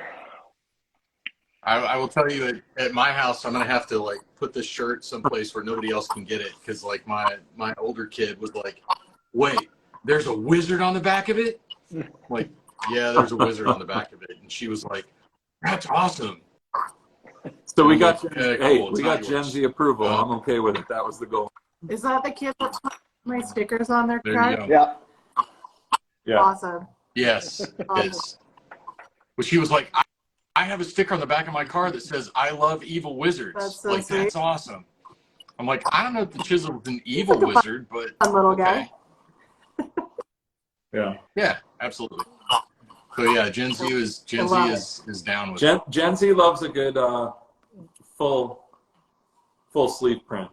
That's what I know about Gen Z. Dude, I grew up with sleeve prints in the Yeah. 90s. Yeah, Holy that's why Gen Z loves them. I had That's why so they many- also are getting their eyebrows pierced again, which confuses me. But I had each their own. so many dragon shirts with flames up the side. They're doing that again too. Yeah, it's pretty cool. It's a very bizarre world we live in as far as fashion is concerned. But Yeah. I mean, it's funny seeing all that stuff come back, right? I mean, those of us that have been around the block a little bit, you're seeing Full circle. I everything coming understand back. now why, as a kid of the 90s, early 2000s, bell bottoms coming back, and my mom going, "This is what we wore to high school, and it wasn't cool when it was in style." Yeah. I get that now, because the stuff that is coming back in style is like the weird latex Spencer's parachute pants goth stuff, Oh yeah. and it's like that's not what Cool. low-rise Hollister pants with no back pockets. That was how we did it with the puffy etnies. That's that. At least my age. You want to go. Skateboard. Holy shit, Go that's there. a word I haven't heard in years. Circa DC. Yep. Yeah, Yep. I like that's what you got to do. The bigger the shoes, the better. And actually, a couple of rappers tried. I think ASAP not Rocky. Travis Scott. A$AP ASAP Rocky did. ASAP Rocky did a shoe collab with And Osiris. One, I think. Osiris. No, it wasn't Osiris. It was an Osiris rip. Oh, And I think really? he did it with And One. So they basically just What? made the Osiris, what are they, the DC ones or something like that? I forget what the name was, but the puffy Osiris's that everybody wore for fucking ever. I had a pair of those. But they cost $700. yeah. It No was one's insane. buying that. Yeah, it was nuts. So I'm waiting for soap shoes to come back personally. The sooner soap can put out retro version of soap shoes Oh yeah. is the minute that I'm buying them. Remember Simples? Simples are back. Yeah, you can get. Simples are back. Yeah. They're remaking What? Simples Oh, now. You can God. get Simples. Simples are back. Yeah. Jenko has been bought, and they've kind of done a slow launch of Jenkos, which is going to be interesting to see if that makes it a Gen Z thing, because very baggy jeans are now a style with Gen Z. No, that's my older kid. Like wants jeans with and pants. Like she goes thrift shopping looking for Carhartt pants. Yeah. That, a grown man would When I was wear. that good. Because she wants pant That legs that was are like our that thing, was wide. like the widest pant leg. I think the widest ones I ever found in high school were 36 inches. So the pant leg was wider than the fucking waist. Yep. And so and the thing that I remember, because I grew up on the West Coast, so it's a rainforest, and we'd go out skateboarding and whatever, and so our fucking pants would get soaked up to the knee because they're huge. Yeah. And then they get all ripped and stuff along the bottom. Yeah. And you trip over them. And you have It was literally a fucking nightmare. I don't know why somebody would want to do that again. you have literally seven yards of fabric in your pants. Oh, they're heavy. So they become Yes. 50 pounds, but your quadruple studded belt holds them up. All that stuff's coming. Yep. And I'm so happy about it. I'm letting you guys take it from here. I got to eat dinner. All right. Hey, nice. Haven't Yeah, eaten buddy. yet tonight. Good job, dude. See you Congratulations. guys. You guys are on the getting best. back. Yeah, well, I appreciate it. Thank you guys. See you, man. Yeah, that's my buddy Steve West wears Simple. Simples They all the just time. re-released a whole line. That's crazy. Yeah. Yeah. And that's the whole like, Steve, now you can have a new pair of shoes because you've been wearing those forever. Just keep going. He actually today ate shit on his bike and broke his collarbone. But anyway, so if you're out riding a bike, I had a friend wear a helmet. who broke his collarbone at Woodward, riding like the smallest bull they have. I think he ran into a pro. The pro dropped in, just passing through, and he was carving around and just totaled his collarbone. God, no! Steve was just riding on the street and caught a wire or something that was hanging off a phone pole on his handlebars, and that was not a good scene. Like next thing you knew, he's like, "Yep, I'm in the ER." Yeah. Great. I would love to see Vision streetwear come back. I'm too young for it. Vision was good. But something tells me that Vision would partner with like Dior and make a $1,200 pair of Vision skate shoes. That's just what they're doing now. Someone's buying the name, and then they're going to a high-end design house, and they're making like $1,200 versions of $15 skate shoes. And I don't get it. I don't understand how the people that buy it are like 18, 20 years old. Like where I didn't have $1,200 when I was 18. No. And you can take inflation into account there. That's a lot of money for a pair of sneakers. Yeah, no, I didn't even have the 80s equivalent. I remember I had to go to a JCPenney outlet and get a pair of blue and camo striped Airwalks with the lowercase a. I never had the black and white with the uppercase a until they re-released them in 2014, and I bought a pair. So now I own and they were like $100. They're nice because Payless bought the brand for a while, then they sold it off, and then someone tried to make it they made a whole BMX team, a whole skate team, and made some really nice shoes, but they brought back that one style, the black with the white stripe and the A. And I the black and camo version. Right. I had the same shoes but black. I remember those. And that's where I grew up. I grew up with Airwalks and Jenkos. That was my thing. And triple studded belts, and then they became cargo pants, and then they became girls' bell bottoms, which I'd never fit into. So I stuck with cargo pants. And then I got into Japanese sound. Then I started hiring strangers on the internet to ship me $400 jeans from Japan that I'd never met before. And those were kind of a not quite skinny fit. Everyone else was doing the skin tight kind of skater boy fit. And I was more into the stacked denim and knee fades and that kind of stuff. But right. Oh, maybe it's like candle. Is someone tapping? We have a candle going. That might be it. Is it annoying? You can hear it. It's because it's a crackly candle, and you'll get it. Okay. We'll get it. You're telling They're done. Can you cap them though so they don't smoke us? Oh, for fuck's sake! All right. No. Whatever it is, it's still going. Oh, I just read All right. Mavericks. What did he say? He's Hands above the table, bud. Right. Hi, Shaun. Yeah, Shaun had some interesting stuff going on the past couple days. So he set up a market in the bottom of a bank, and had not a good time with people just basically ignoring he was there. Even in direct response to, "Hey, how you doing?" Just stone faced back to him, and that's, it's not cool, but sometimes at markets that's people won't engage with you, right? No, I'm good, thank you. Are we sure that it wasn't a cover and Ben Affleck was robbing the bank? I think we need Shaun to clarify there, because I need to know if there's an armored car somewhere, and we don't need to feel bad for Shaun. That's Shaun, if you were camera presentable, we would be more than happy for you to jump on with us for a few minutes if you were if you want to. Our selvedge jeans better. They last longer. They're more expensive. The denim's better.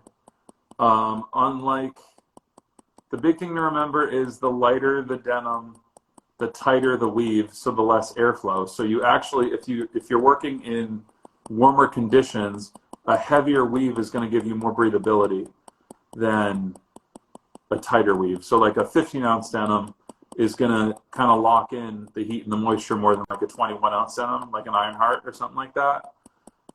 Whereas if you go with like a flathead or an APC, it's going to be a little bit hotter, I guess. But better, I mean, I think it all depends on how you want to define better, how you use your jeans, what you do for work. Like, you know, it's, I like selvage denim, but you got to break it in. And a lot of people now are doing like wash selvages, and you really have to know what you're buying to make sure that you're getting your money's worth, basically.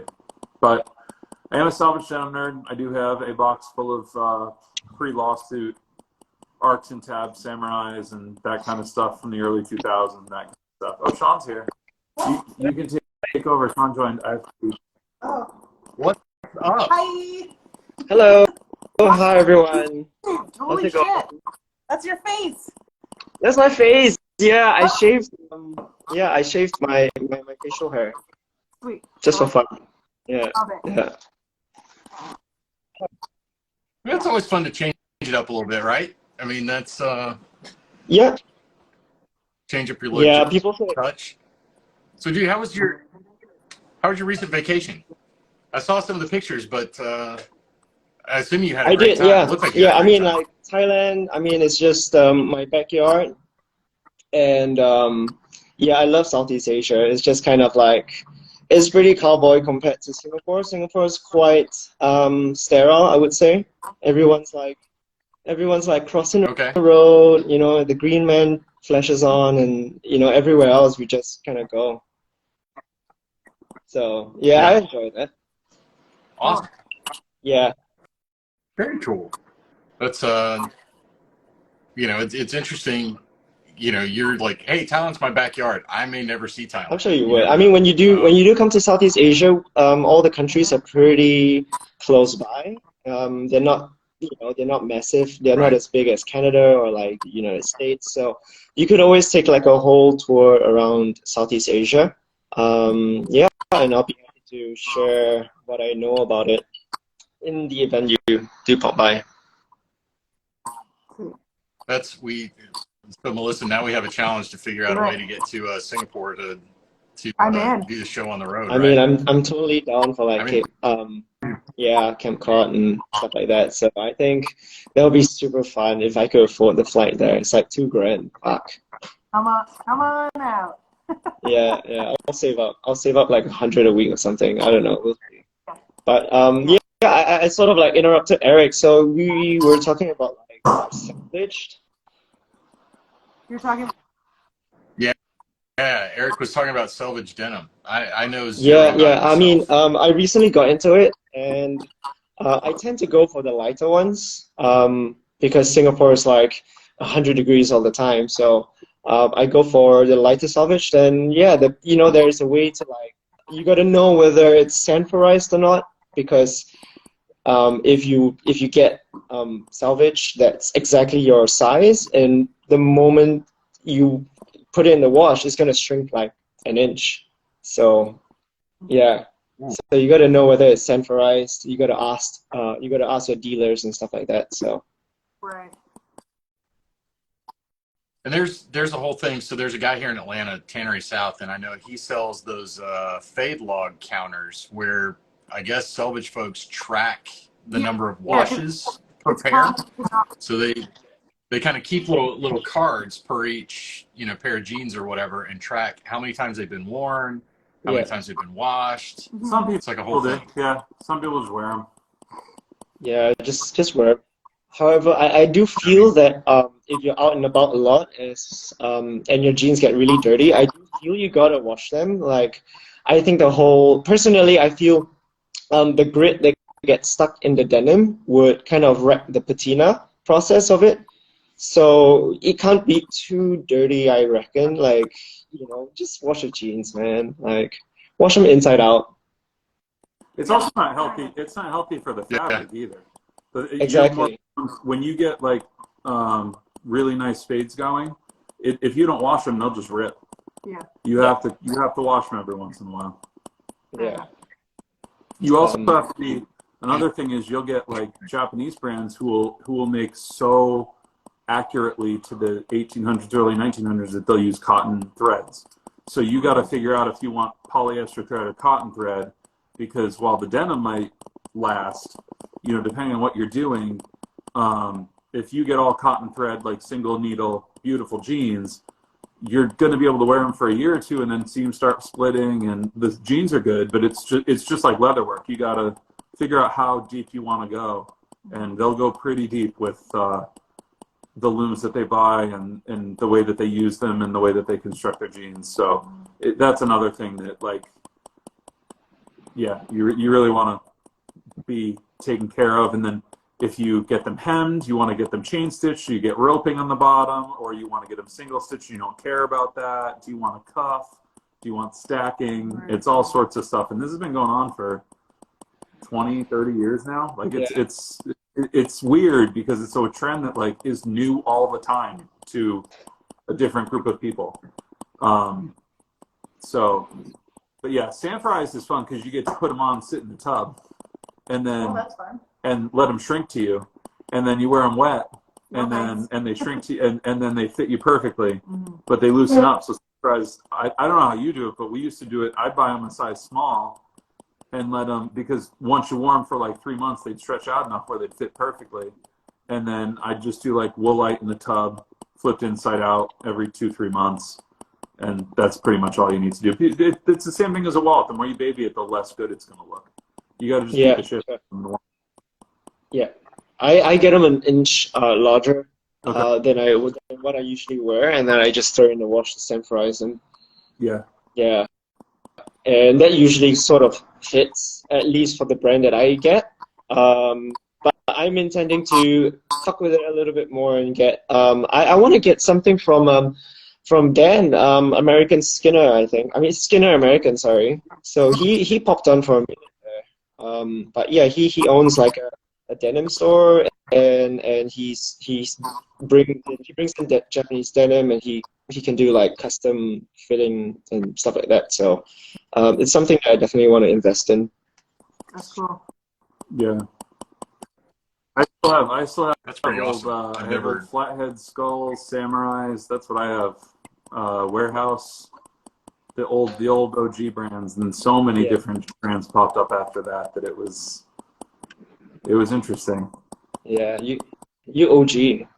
That's because you OG. I'm not trying to pull rank. It was just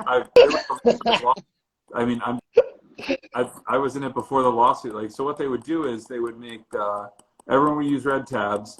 Everyone would have something pulling something apart on the patch because it's Japan. They wanted to make it as close to the original as possible. So Levi's had to sue all these brands and make it so that you can't have, your patch can't have anything pulling anything apart on the patch. It can't be a red tab. Okay. And the arcs, which are the designs on the back of the pockets, can't go like this, right? They can't be the Levi. But what they do now is they'll make an arc that's not like this, but it contains this. So you can take a seam ripper and rip out everything. So you have the real Levi. It looks like a pair of Levi's, but it's not. But it passes that lawsuit. So it got a little like Levi's sued like 30 Japanese denim companies, and I think like 2009. It was insane. Yeah. Wow. So for everybody that's watching that may not quite have clicked into what you were talking about, so the patch on the back of your Levi's, the leather part up at the top, like forever has had like two mules ripping a pair of Levi's jeans apart, right? So to show that they're strong, there's two mules on either side and they're kind of tearing them apart. And the tab that's on the back pocket is a little red, satin tag or rayon or whatever it is that has Levi's on it. So sounds like in 2009, Levi's decided to protect that and sue everybody who was doing it. Yeah, well, I mean, that's the Japanese Americana thing. They want to make things as close as possible to the originals, but in the best possible quality they can. So they were bringing looms over as Levi's was moving their production and buying denim from other people. Japan was buying all the old looms from Levi's and bringing over them to Japan, growing the cotton themselves, growing the indigo themselves, dyeing everything in baths, and making it as perfect as they could to the original, like, whatever they were doing. They would copy 1800s pants that were found in mines. They would do modern cuts. They would do all sorts of stuff, but they would do it like they were paying homage to Levi's, just making them, as Japan does, 10 times better, or back to the original workwear version where you would have full button flies, all that kind of stuff. And then it just kind of became a sort of a niche, and it comes in and out with, like, every once in a while J. Crew has the selvage pair of jeans that they're selling that has a wash on them and the selvage is in style, and then it goes away for 5 years and you have people doing, a small group of people doing fade challenges and using the leather calendars and making marks on the pocket bags of every day they wear them, and marks on any day they wear on every wash they have gets a mark on, it's all different now.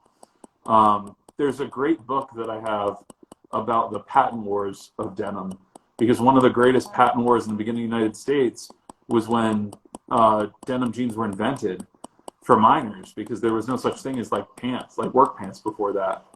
And I forget the name of it, but the book is fascinating because it goes through what we were talking about last week. Like, how do you patent a wallet design? You can't. How do you patent a bag design? You can't. It's very difficult to patent a piece of clothing. And it all came down to, like, rivet placement. So, like, hidden rivets were a patentable thing that Levi's did. And then another company would come out and they would show the rivets, and then they would go to court because Levi's would be like, well, just because you didn't put them under the fabric doesn't mean you're not copying us. And they were so valuable because there were so many minerals in the country at the time that it was like a big thing. But you find a lot of denim in the mines because the mine would buy the clothing. So the miners wouldn't own their own jeans. They would go down, put their jeans on, and then go to work. But it also made sure that they didn't steal anything that they were mining. They left all their clothes and were padded down before they were let up. So that's fascinating. I had no idea. Indigo or something like that. It's fascinating. It's unbelievable. And there's tons of cool pictures of very old jeans with beautiful fade patterns.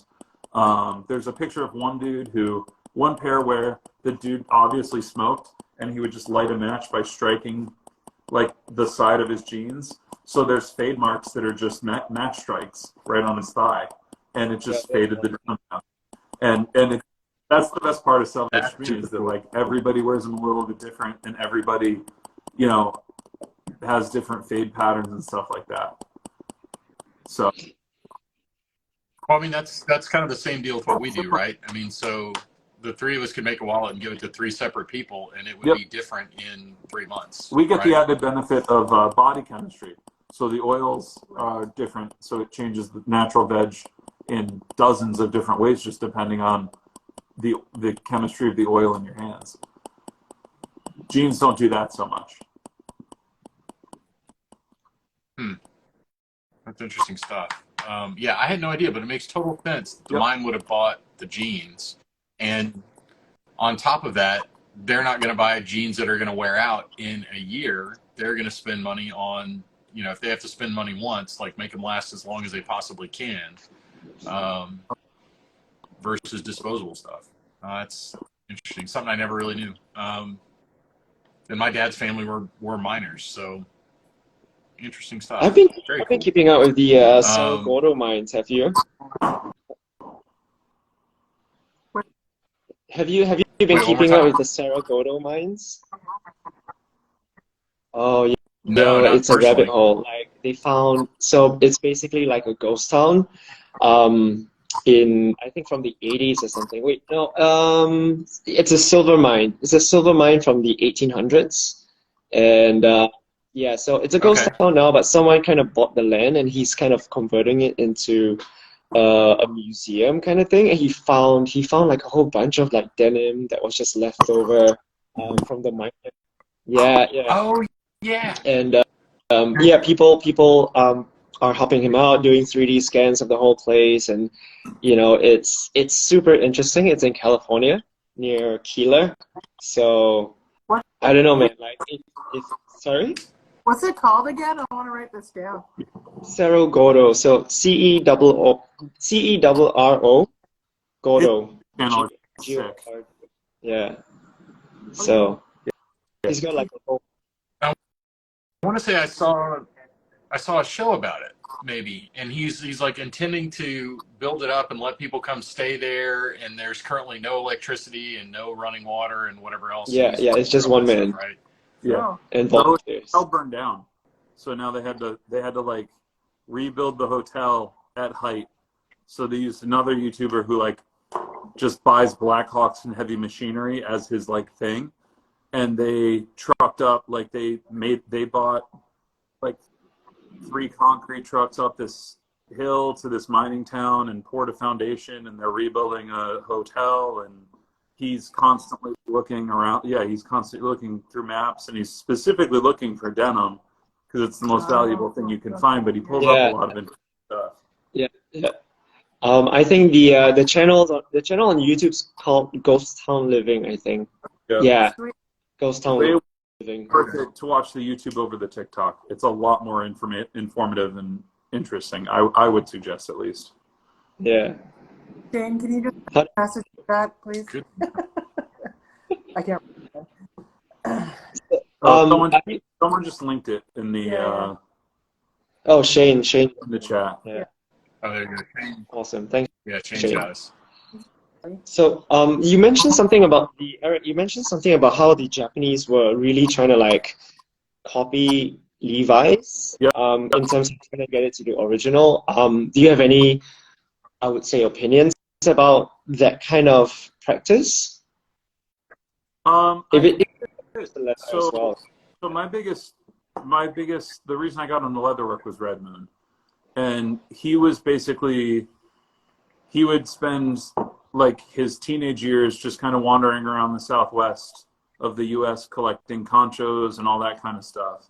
And the only thing that I think Americans can't get away with that they can, is that they use a lot of native imagery in there. Like they have Native American conchos and that kind of stuff. And they weren't the ones that came and cleared the, you know what I mean? Like that's fine. I love it. I think the way that they did it was they took traditional American leatherwork, and they toned it down and minimalized it and made it more approachable for the normal person. And I think that Japanese Americana is super interesting because they'll just pull out, they'll make entire magazines about just like this seam of t-shirts from the 60s. Like they get super, super obsessed about like everything, and they don't just read about it and know about it, they remake it. So I think it's like a cool opportunity for those that are interested to wear things that are essentially historical, made on the machines. And I think as far as copying Levi's is concerned, it kind of falls in line with the history of Levi's. Levi's created a denim, and everyone tried to copy them. And I think when you have a company who is constantly sending more and more of their production overseas as the Made in USA Bruce Springsteen brand, and then you have Japanese folks that are looming beautiful denim, absolutely gorgeous denim, slubby, smooth, anything you want, organic denim, different color, selvedge, like just doing such a good job. I don't particularly have any problem with it. I see it as, it's like watches, right? Like if you buy, say, a Steinhardt instead of a Rolex, you're spending $400 instead of $50,000. As long as they don't put Levi's patches on them, I think Levi's just kind of got butthurt because they were making a better product than they were. Like there was no, you wouldn't look at them and like the jeans, you wouldn't say, oh, those are a pair of Levi's, because it would be like 5 samurai tearing an octopus apart, and it would say samurai on the brand was Samurai, or I think it was blue, Leaf, I think, and they just got so creative with how they would loom their denim and how they would do the warps and the wefts so that when it faded, like I had a pair of jeans that came blue but they faded purple. because cool. the weft was purple. And, you know, once they got into that kind of stuff, it was super, super cool. And I think to this day, you know, I think there's a smaller market for it than there was 5 or 6 years ago. But now that they can get into the States, and they have, you know, Kia at Selvedge did a great job of really fostering that community and teaching people, because it's something people have to learn about. But then you have classic, I think, French brands like APC, who's been making the same pair of selvedge denim forever. You can wear them for a year and a half. You can bring them back to the store, trade them in for 50% off a new pair. They'll renovate them and sell them as used, as faded jeans, but they were never faded by a factory in China. They were faded by someone who actually wore them. Oh. And so I think that's super interesting as well. But I'm generally a fanboy of anything that Japan does, because they just basically, they bar tack properly, they rivet properly, they make everything properly. It's very rare that you find a Japanese homage company that's doing things lower quality than the original American version was. So, I mean, even Japanese New Balances are like eons above American New Balances, and they make New Balances 2 hours from where we're sitting right now. So, you know, I think it's great. I think it's great because I think it's a large part of American history that is being lost, and the Japanese are keeping it alive in a small way, which is great, which is fantastic. And it's all of Asia now. I mean, there are some great denim companies in a lot of Asian countries. It kind of spread out from there, and looms. There's, I think, one dude finally got a loom in the U.S. from Levi's and is starting to make some denim and stuff, but he's going where the money is. He's going for chore jackets and smaller brands and that kind of thing. And, you know, Japanese dudes just want to ride their Harleys and import their Mustangs and have like jeans that stand up when you wet them because they're so thick. And I think there's very much a place for that, and I hope that niche just never dies, because I love it. Yeah, I have a friend in Vancouver that has a store called The Shop Vancouver, and he goes to Japan to get all of his denim. Yeah. Brings it back, and then he's the one that's like having really cool leather jackets and stuff made. Yeah. Yeah, it's pretty sweet. I will warn everyone, if you get a selvedge denim jacket, it takes a solid 6 months to break in. Those are no fun to wear for a long time. Yeah, yeah. But after you, like scarecrow it. after you break them in, though, you can wear them for years. They're great, but you just got crunchy elbows for like 6 months. It's intense. Yeah, I wore I think only 11 or 12 ounces, and didn't take 6 months. Thankfully, I think it was a good 2.5, 3 months. So, yeah. I was into between 18 and 22 ounce when I was wearing them. Super heavy. I was working. I needed it. I needed it. Yeah, Ironheart was a brand. Ironheart was a brand that I would wear a lot. And Samurai makes around the 16 ounces, about mid. 11's pretty light, which makes sense because it's pretty humid where you are, right? Yeah. Florida all year. I wouldn't want to be wearing 21 ounce denim like in that sense. Like they're more breathable because the weave is wider open. But once you get to that point, when you're talking 10 ounce difference in denim, you got to go down. You got to go down to paper thin. But they still fade and they still wear and they still last just as long. It's just a tighter weave. Mm-hmm. So, yeah, if you want to talk denim, I can talk your ear off, but it's 10-year-old knowledge. I don't know what's happened in 10 years. I've lived through the case shorts on and never looked back. So what will you? Yeah. Very cool. Yeah, I think you wanted to know about my experience at the corporate event that I Right. Yeah, it was JP Morgan, right? Yeah. The I mean, but a whole bunch of banks are in there as well. And I don't know. So anyone in the comments like do boothing, like your local market, or like trying to get out and do stuff, because you gotta have a thick skin for it. Yeah. Yeah, you do. I mean, that's I'm thinking about doing a market, but small one like at a local brewery or whatever. But you got a pretty thick skin because people can be pretty awful, intentionally, unintentionally. I think your experience that you shared with everybody was that just you say hello and you get nothing in return. You get that. You get people that are just say nasty, unkind things about the things that you make. I've heard loads of comments. Oh, I could make that. Great. I'll see you next week. See you, Eric. Bring it back. Oh, he's coming back. Okay. It's He's coming back. sorry. I'm gonna go do a bong rip. No, I was just saying more the comment about, when someone walks up and goes, oh, I could do that. Cool. I'll be here next week. Why don't you bring that back? If you can make it, then great. I'll love to see what you can make by next Or week. the Let's rude see. fucking nose wrinkle when you tell them the price. They're like, Oh shit. I'm right here. Like, just say no thanks. Yeah, just say no thanks. Or I appreciate the people who tell me that, oh, I can't afford this, and I'm like, that's cool. Like, that's totally fine. Yeah. But yeah, I initially I was really nice about it. I think, when I was still a greenhorn doing markets and my skin was still kind of like thin, yeah, people would be like, oh, it's really expensive and shit like that. And, me being the greenhorn I was like, oh, that's because it's handmade and I use like really expensive materials and just so you know, like the Japanese leather I'm getting them at about 20 a square.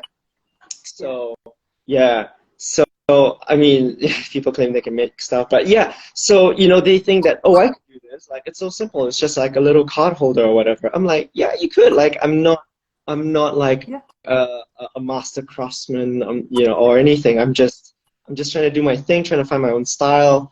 And the stuff I do, they're not, I could give anyone a pattern and they could do it. So I think, when... Oh, I don't know, man. I've seen some of the stuff that you tool, and you couldn't give me a pattern and expect me to make some. You're being too kind. But yeah, so they tell me, yeah, it's so expensive. Could you like discount it for me, or like I'll give you like, they give me this fucking like, I'll give you half off, like, I'll pay like $30 for it, and I'm like, no, I can't do that, like, yeah, that kind of stuff. But now I think after about, this would be, next year will be my like 2 years kind of like doing markets. Yeah. And my skin's grown pretty thick to these people now, and I just tell them like, oh, I'm sorry you can't afford it. Like, I just tell them like, I'm sorry you can't afford it. Like, literally, like, I don't justify my prices anymore, and I think that also helps with kind of, yeah, they're not going to be your customers if they're not going to pay for it in the first place. They don't see. Yeah, I think that's a great point. Like, if they're not willing to pay full price for it, they're not your customer, because they're shopping based on the price, not because what you make is, or to the point, they don't value what you just made at the actual cost of what it should be, right? So it's, oh, this card holder that you're selling for $75, will you sell it to me for 30? No, because that's not what it costs. So if you want a $30 card holder, there are lots of options. Jump on Amazon, search yourself away, you will find a $30 card holder. Get on Etsy, you will find a $30 card holder. But that's not this one. So if your brain has said, I want to pay $30 for a card holder, cool. Loads of stuff out there. This is not the piece for you. However, and it's that being said, though, sometimes I do think about like, okay, like if this person is not, willing to pay, say, for example, like an $80 card holder, right? And because they don't see the value, is it because it's your fault? Like, it's my fault for not trying to convey the value of my craft to someone. So, it could go the other way, and yeah, this person just doesn't value like handmade goods, and they don't value quality. They don't know anything. They don't know better. But then again, like, the companies out there who are successful in sharing or at least having the perception of that this product is valuable and it costs $200, even though the cost is like $20 or whatever. People still pay for that. People pay for a lot more for a lot less sometimes. Yeah. And so Nathan in the comments said, it would be an interesting tactic to get that $30 Amazon card holder and put it out on the table along with everything else. This is what came from Amazon for $30, but I know, and we've had conversations with Eric before about, and it's part of designing your product line, right? So, it's having, maybe not all the time, but maybe something that's at a lower price point for some of those customers. I mean, it's how everybody's got to figure out where you want to position your items in the market and all that other stuff, right? So do you want to even offer a card holder at half price, and what would that look like? Like, what would you have to compromise to get that $80 card holder down to that $30 where someone would perceive it as a good value and want to buy it? Like, as a maker and as your brand, do you want to have something like that? And that's where I think, we've had that conversation about, luxury brands, and the super high-end luxury brands aren't covered in, pink LV, stampings and whatever else, because at that high of a mark, people don't want that. So, there's LV and Coach, and the rest of them are producing the lower tier goods to sell. And as a maker, you've got to figure out if you want to do that, right? Do you want to chase that $30 customer, or just say, hey, that $30 customer is not my customer, right? Louis Vuitton actually cut their production of their LV branded stuff by 70% 2 years ago because it was cheapening their brand. So that's why you see a lot less of the traditional LV branded stuff, because that was traditionally the lower cost stuff.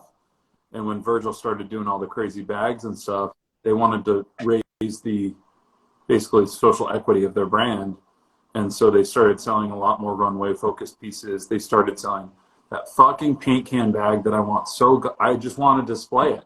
I think it's genius. It's one of the last things he made. It's absolutely insane. And one day, if I have $2,000, I'm going to buy one and put one on the shelf. It is absolutely genius. But they stopped making 70% of their traditional LV line and started doing it in special leathers, because they had sold so much that it was lowering their brand value, basically. Because everybody saw a woman at the market just wearing her LV bag that had diapers in it, pushing her kid, because they were cheap by that standard. They were $1,200. You could go, I can't make a fully stitched tote bag for $1,200. That's a 30-hour project. Right. And it was really the consumer was starting to notice that it was like, well, okay, if this big of a bag is $1,200, then why is that one $5,000? Like, were the price of the materials really an extra $4,000 when it's the same bag in a different material? Right. So they cut production of that style by like 70%, I think. I don't know, and I think it might have been pre-COVID actually. But yeah, that's all I have to add there. I did not know that. Funny little quip about. When I want to say Burberry maybe did the same thing, because Burberry saw, it was their brand was going in a direction that they didn't like. So they either, I don't know if it was restricted production or just started upping the price. They got so it was a lot more expensive. They got caught, like the stuff that wouldn't sell, they'd have stores send it back to them and they'd burn it, like they'd set it on fire. Yeah. Yeah, so it doesn't wind up in an outlet that's discount market. the same reason that Louis Vuitton has buyers that go to Goodwills and stuff and buy up all the Louis Vuitton bags, because they don't want to be seen as a thrift store brand or a brand that you can buy at a vintage shop. Like they want to control their brand experience so much that they have people all over the world, all over the internet, all over everywhere, and yeah, that's their thing. So that's all. At the end of the day, that's all they have. When you take a Louis Vuitton product apart, you take a Louis Vuitton wallet apart, it's nothing you and I could, it's nothing we couldn't make. They're specialized tools, but it's a lot more nylon than it is leather. And, you have the canvas already. And even with the bags, it's not, the big Louis Vuitton tote is not very hard to make. And it's a lot of fabric. Didn't they show up at your house when you did that? Oh yeah, we already told that story okay. though. That was they're very protective over fake, because you can go on Etsy and buy like fake Louis Vuitton fabric. Yeah, you can buy panels. Yeah. And so if you want to make like a Supreme Louis Vuitton custom or whatever, but it comes as like vinyl. And I understand that. They work real.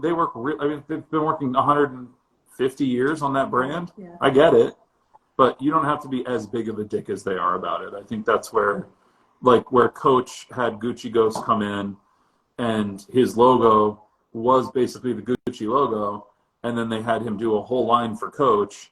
I think that's a better approach. It's just like Grateful Dead and the merch and their merch. They have a fully open. If you want to put a Grateful Dead skull on anything, they understand the concept of brand loyalty and fandom, and Louis Vuitton does not do. I don't know if I'm sure they understand it, but it's not something they're interested in. They think they don't need it. Oh, well, they don't need it. Yeah. Yeah, I mean, I don't think they do need it, but I think they did hit a point in the early to mid 2000s where they had the Murakami multicolor print and on white, and then they had the traditional print, and they just sold the ever living shit out of it. And then they decided, wait a minute, we've sold so much, we've cheapened the brand, so now we need to dial it back a little bit with the lower price stuff and really raise the value of our brand name by charging more money.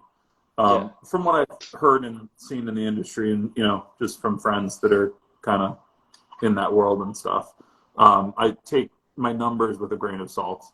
It's 4:20 and 11 p.m. or not 10:30 p.m. and all these conversations happened 3 to 10 years ago. So I'm about 80% on the mark here. That's what I'm going to give you, an 80% truth mark on there. Yeah, and I'll take it. There you go. So Shaun, did you have any complications when you were dealing with because I know you made some stuff out of Goyard bags? No, I printed those leather. Yeah. Oh, so I designed a Goyard looking leather on your own? So yes. So give me a minute.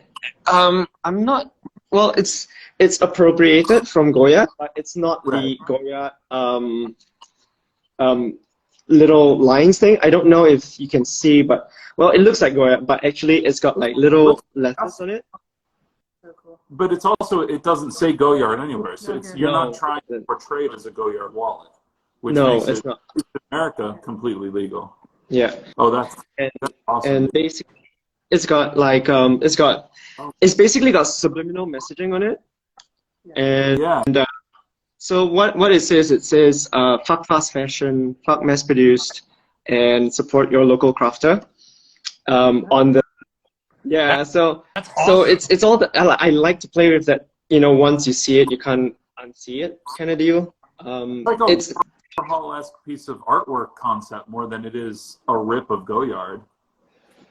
Yeah, maybe. I don't know. I sort of, I did really use the Goyard fabric to just sort of count how many strokes there are and kind of replace the strokes with letters that spell, fuck fast fashion on it.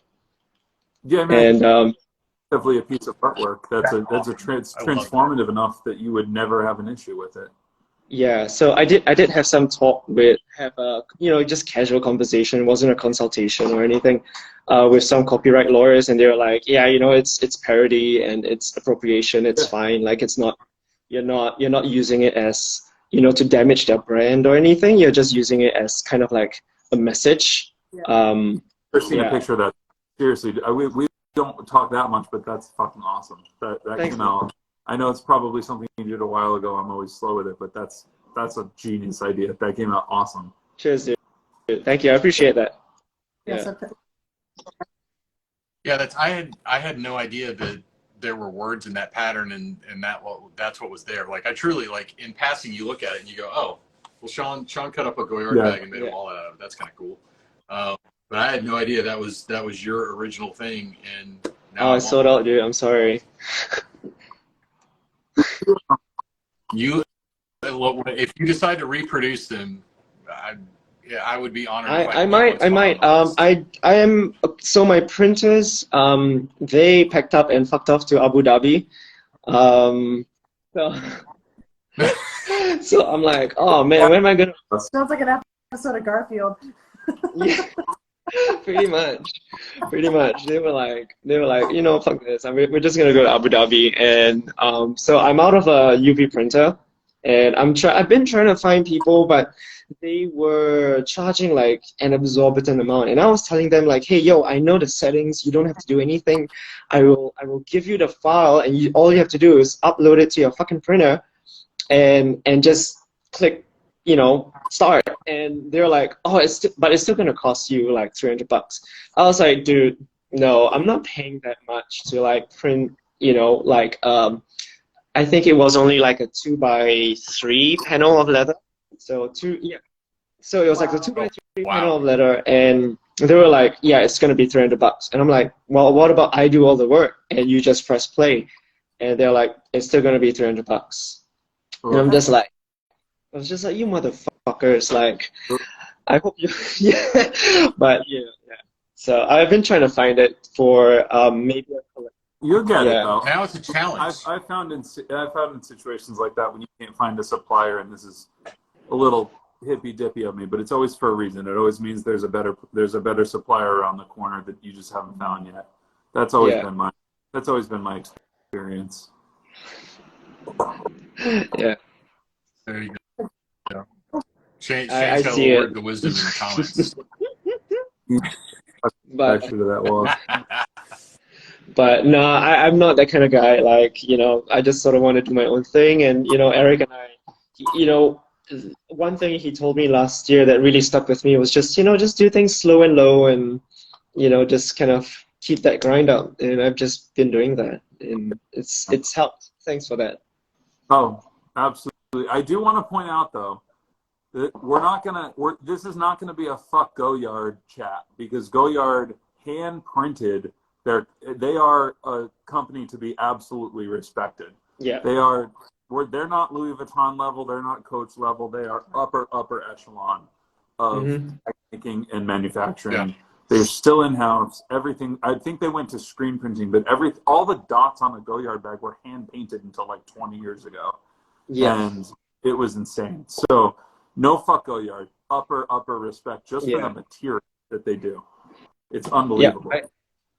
I love Goyard. There's another brand that caught my eye recently. It's like a French brand that's kind of like, not a lot of people talk about them, but it's called Forelage or some shit like that. I'm putting it out there. So and they do pretty similar stuff to Goyard, but I think they have their own little style, like like what you were talking about last week about copyright. So yeah, so they're pretty similar to Goyard, and I quite like them as well. It's kind of indie. That would be fun. I always tell people if I had to pick one. Oh shit. Oh, that's gorgeous. That's sick. Yeah, I quite like them. Very Goyard-esque. It is Goyard-esque, but it is cool with their pricing is way lower than Goyard too. That's nice. I always tell people if I had to pick one luxury house to buy from, it'd be Goyard. Just with the history and the art behind it, they're unbelievable.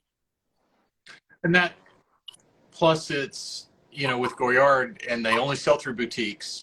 So there is no internet, there is no secondary seller. It's your ass has to walk into a Goyard boutique to buy anything. So that in and of itself, it's limits who has access to it, right? So if you don't live in New York or San Francisco, I think in the US, there's like New York, San Francisco, maybe like Chicago and LA, but that's like it in terms of, Goyard boutiques in the US. So it's not even like in Atlanta, we don't have a Goyard boutique here. So there's no way for me to get one unless, you do something like Eric did, where it's like, hey, I know somebody in New York, I need you to go down there and get me XYZ thing. Or else you have to go get it. And it's to your point, Eric. I mean, I think it's just a different level of production of stuff that they do, right? It's a history behind it. So, I mean, there are none of us old enough to have a 100-year history behind our brand. And you get into the Louis Vuittons and the Coaches and the Goyards. Goyard's really the last standout where Louis Vuitton is LV brand. They own Supreme. They paid $1 billion for Supreme. Goyard, I don't know who owns them, but they've kept their production style so similar for so long that they're really worth respecting, as far as I'm concerned. Yeah. It's a whole other echelon of stuff, and the price reflects it for sure. But they don't really do fashion shows. They don't change up a lot of stuff. Like they're kind of, it's like buying a Berber coat. Like it's an establishment that's going to be around. It's never going to be out of style. It's expensive, but it's also one of those things where like, it's like when you see someone driving a Focus RS, right? You know, they got in before Focus stopped. They stopped selling Focuses in the U.S. We saw a Miata today, hardtop, chrome wheels with a fat sidewall and red Brembo brakes, and I was like, that dude's got something under the hood. Gave him a thumbs up. He knows what. And Goyard's really, you're not going to see many rich housewives, if we want to go with that stereotype of a Louis Vuitton bag. You're not. It's like seeing someone wearing a pair of selvedge denim. You see someone pull a Goyard in public, in random public. Like rappers, of course, carry Goyard stuff, but like if you see someone carrying a Goyard piece, you know that it's less of a statement and more of a passion that they have for the brand, because it's not easy to get, it's super expensive, and they don't try to be cheaper. They didn't do the Louis Vuitton thing where they're like, we're going to print Goyard fabric and make a bunch of bags. They went the opposite direction. They said, we're going to keep doing what we're doing, even though technology is raised above what we're doing, and keep it like super, super small. So Devin saying it's a guy who was an avid Goyard fan who bought the brand in the 98 to try to maintain it. Okay, yeah. That's cool. Yeah. Thanks, Devin. Yeah. Yeah, do that. I think they're most to famous the one point is like in London, you right? can't- Their Goyard, they have like the 2-story one, and it was their original one. So a lot of people won't, if they want the experience, they'll actually fly to London to go buy a Goyard at the original boutique, something like that. There are people in the chat that know more about this than I do. I've kind of briefly read the history of everything and get bits and bobs here and there. I mean, Goyard is also one of those where there is no pricing available online. There's no, like, you have to know what you're getting into before you walk into that store. They don't care if anyone sees them online. I feel like that's 20% of what they care about compared to someone like Louis Vuitton or Coach. You never really see, you know, they do a little bit of advertising, but you're never going to see them, a Jen or, you know, doing a Goyard advertisement, a campaign or anything like that. They don't, because they don't want that. They want to stay special, and they don't want to just do it through minimal selling. They want to do it through keeping that quality and keeping that sort of tradition of how they make their bags. Because I remember it was a big thing when they went from hand painting to screen printing, because that was the one thing that, like, you would look at a Goyard bag and you'd be like, every dot was hand painted, and you could tell every dot was a little bit different, and the entire fabric is covered. So I don't know. I'm not waxing poetic a lot. I just really appreciate Goyard, and it's seeing that up close. I hadn't seen that before. That's fucking, especially to pick Goyard as an inspiration, and you're ripping other companies while paying respect to one that stayed kind of OG, which I really think is conceptually very, very interesting when it comes to leathercraft, even though it may be, you know, a simple little 3-pocket wallet.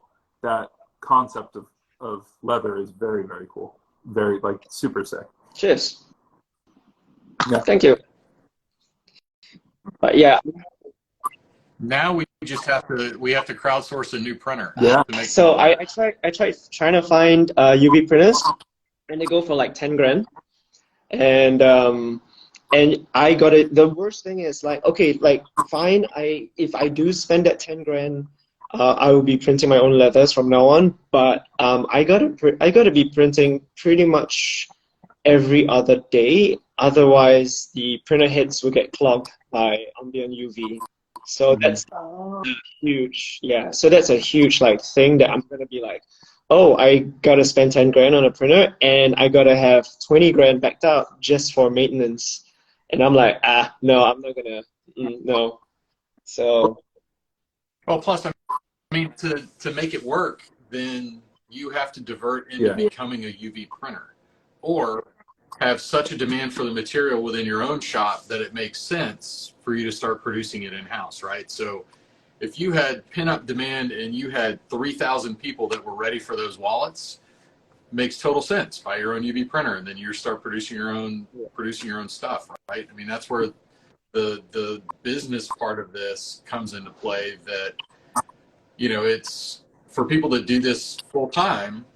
That's a real business decision. It's not just like, oh, I have a day job doing something else, and look, isn't it cool? I have a 10 grand UV printer, because you have another day job that's supporting it. But when you are running the business around, like, yeah, this is awesome, and I love making these things, but I can't justify the 10 grand expense, not to mention the 20 grand capital reserve I have to fix the damn thing when something goes wrong. Like, that's a calculated business decision, right? So yeah, it's definitely, yeah, that's why I sort of stopped that line for a bit. Otherwise, I would kind of bring it back up every, I don't know, 6 months or so. But it looks to be a yearly thing, maybe when, yeah. But we'll see. I got a few ideas up my sleeve. Yeah, some of them never been done before. I'm hoping that they succeed. So yeah. But just for the 3 of you and the 23 online, I am working on thermochromatic leather. So basically, it would be, the colors of the leather would be pretty dull at first, but when you start using it, you have it in your pocket, in your hand, the leather color starts to brighten up a little bit and sort of change colors as you use. So cool. I'm sort of like developing. I'm in the midst of that. So I'll show you what I have. It's like a mood ring. Yeah, It's like a mood ring, but for leather. Like Yeah. hypercolor t-shirts. Yeah. Sorry? Like the Yeah. hypercolor t-shirts Yeah. from way back when. The hypercolor one, oh, that one is really expensive. So, you know, like the heat map, when you put your hand on something and, you know, you get the reds and the blues and the yellows or whatever, those are really expensive. But this one is more like A to B. So I'm planning to fuck around with like paints and finishes and see, talk about like application processes on the leather, because leather is super porous, so it might have a problem with absorption and, you know, color changing effect and stuff like that. So I'm Yeah, if it doesn't sit on top of the leather, you might not get quite the color changing. So I'm hoping that you know, the thermochromatic pigments that I got, like, they work. I mean, you know, from what it is here, you can see that if I put my hand on it, it's, hold on, let me take it out. So, oh, so you're doing it all by yourself, like with buckets and like a mad scientist. Yeah, pretty much. That's my life. I love it. It's not really working right now. I think it's a little bit too warm in my studio now. But yeah, I'm hoping that it works. So you can't really see it on camera as well because of the. You know what? Let me just put it under my shirt. We'll see whether that works. Yeah. So I'm back to it. I'll put it. Yeah, it's actually not under my shirt. It's under below my shirt. Perfect. Yeah. So, The old grunt. Oh wow! Yeah. Look at that. So yeah, you know, it's gray. I'm hoping that it's black when I mix it into paints or whatever.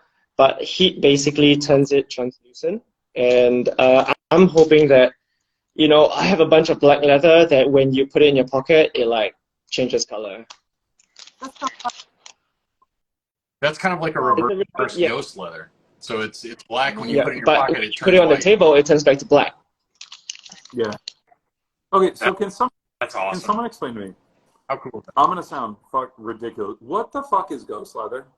Is ghost leather just a bunch of tallow, like covering a piece of? No, I know what it is, but like, Wax, yeah. it's just a wax, right? Yeah. Wax. So the wax wears off. Yeah. Yeah. So that's the surface. It's kind of it's just a white wax coating that when you rub it, you put a heat gun on it, the wax will melt right into it. But you can see the back finish so side like is just plain black. Extra crazy with tallow and just painted it white. Okay. Yep. I've just always had that question. Yep. I have ghost leather in my shop. I have 2 hides of it. Like, I just wondered, so it was kind of a way then to add an added patina excitement to leather that just wouldn't patina so quickly. Like if you get a red Sedgwick or whatever, I don't know who makes ghost leather, but if you get a red veg tan, there's a few, you got years before you're really seeing age on it, but if you put a white layer of wax over it, it gives you that kind of quick watch it change thing.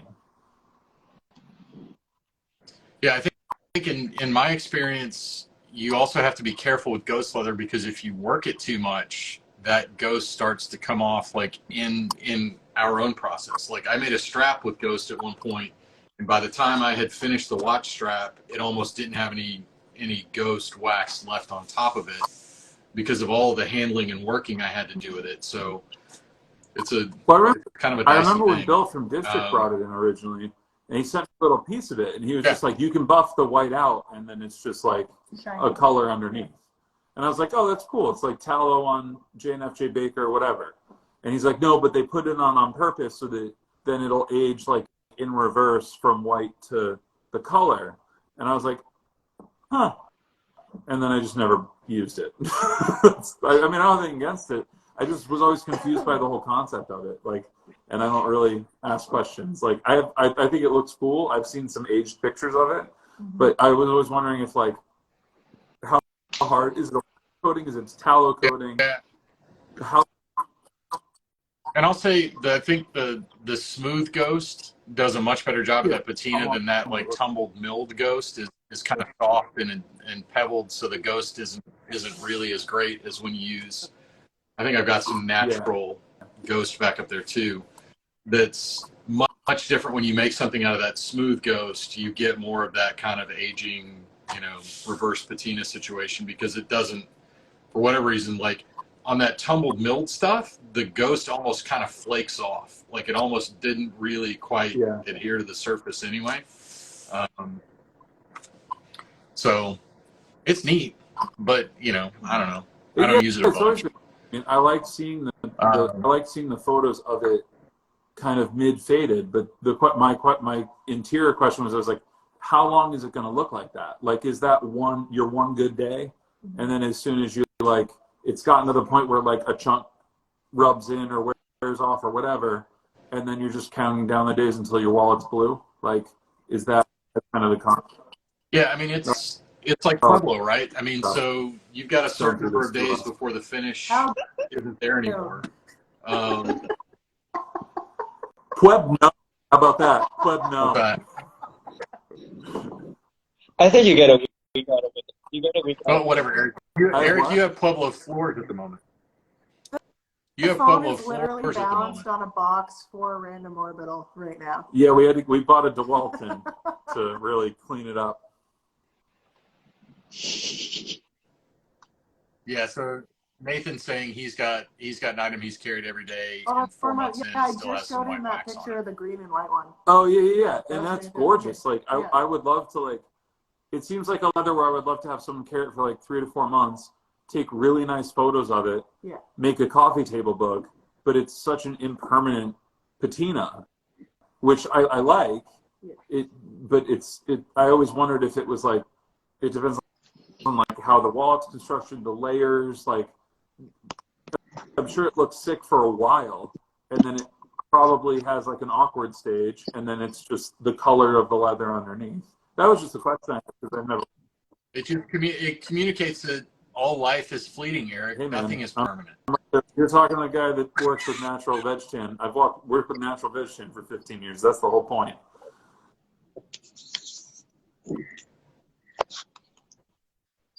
Yeah, he's saying that, and to be honest, the color ends up kind of milky after the white is gone. I think it depends. Somewhere in here, I had a piece that I hit with a heat gun, and it, it's like it does. Once you hit it with a heat gun, it's like the wax was never there. So, at some point, I think it's Britannia that makes it. I don't remember. But it's interesting stuff. But to your point, like, you carry it for a while, and it's just going to look like Vachetta, like everything else. I don't know. Or like the first Taro thing, or Bill, whatnot. the first thing I did with that little, and this is years ago, the first thing I did with the sample that Bill sent me was I buffed out the white, because I thought that's what you were supposed to do. And he was like, no, you're supposed to leave the white, and then as it ages, the white goes away. And I was like, oh, well, you could have told me that. Yeah. But it was. I played with it. It's a fun thing, but it's an interesting kind of thing too, because it's it's something. Yeah. I always wondered what, like, 4-year-old ghost leather, does it just look like regular leather because all of the wax is worn? Yeah, I mean that's a piece I hit with a heat gun, and it's mostly like a pebble Yeah, tumble. yeah. You can still see some of the white stuff in there. Neat. I mean, I have a question about it. No hate. I was just didn't know much about it. Stay in the stitch line. Yeah. Yeah, and I'm sure if you sewed a pocket on top, it would stay in the corners for a while. Well, there's some that are cool that are like bright red or blue or yellow with a black wax, and those look sick. That's pretty cool. Yeah. yeah, I'll have to get my kid carries, because I made her like a little wristlet thing. It was that Kalina patch that had the strap attached to the zipper. That was the little kind of pocket thing. I made one of those out of this stuff, so I'll see if she's got it, and I'll snap a pic of that and put it in stories or whatever.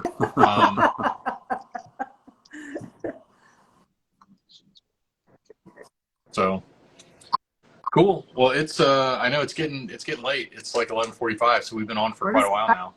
Felt like 5 minutes.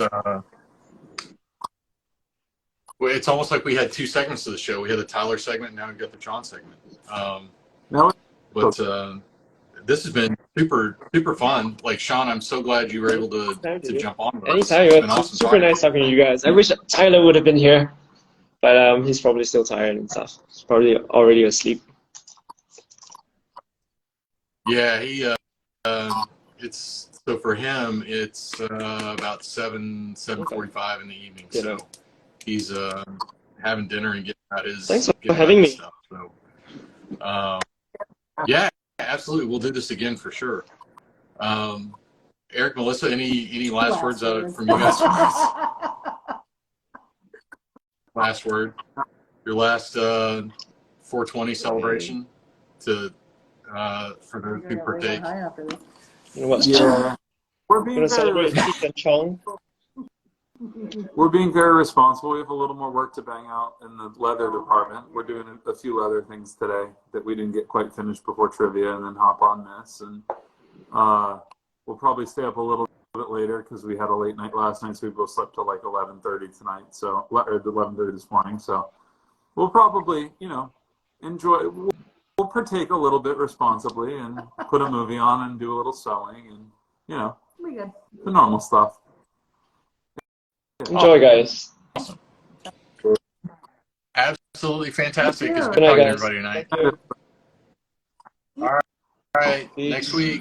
Bye, guys.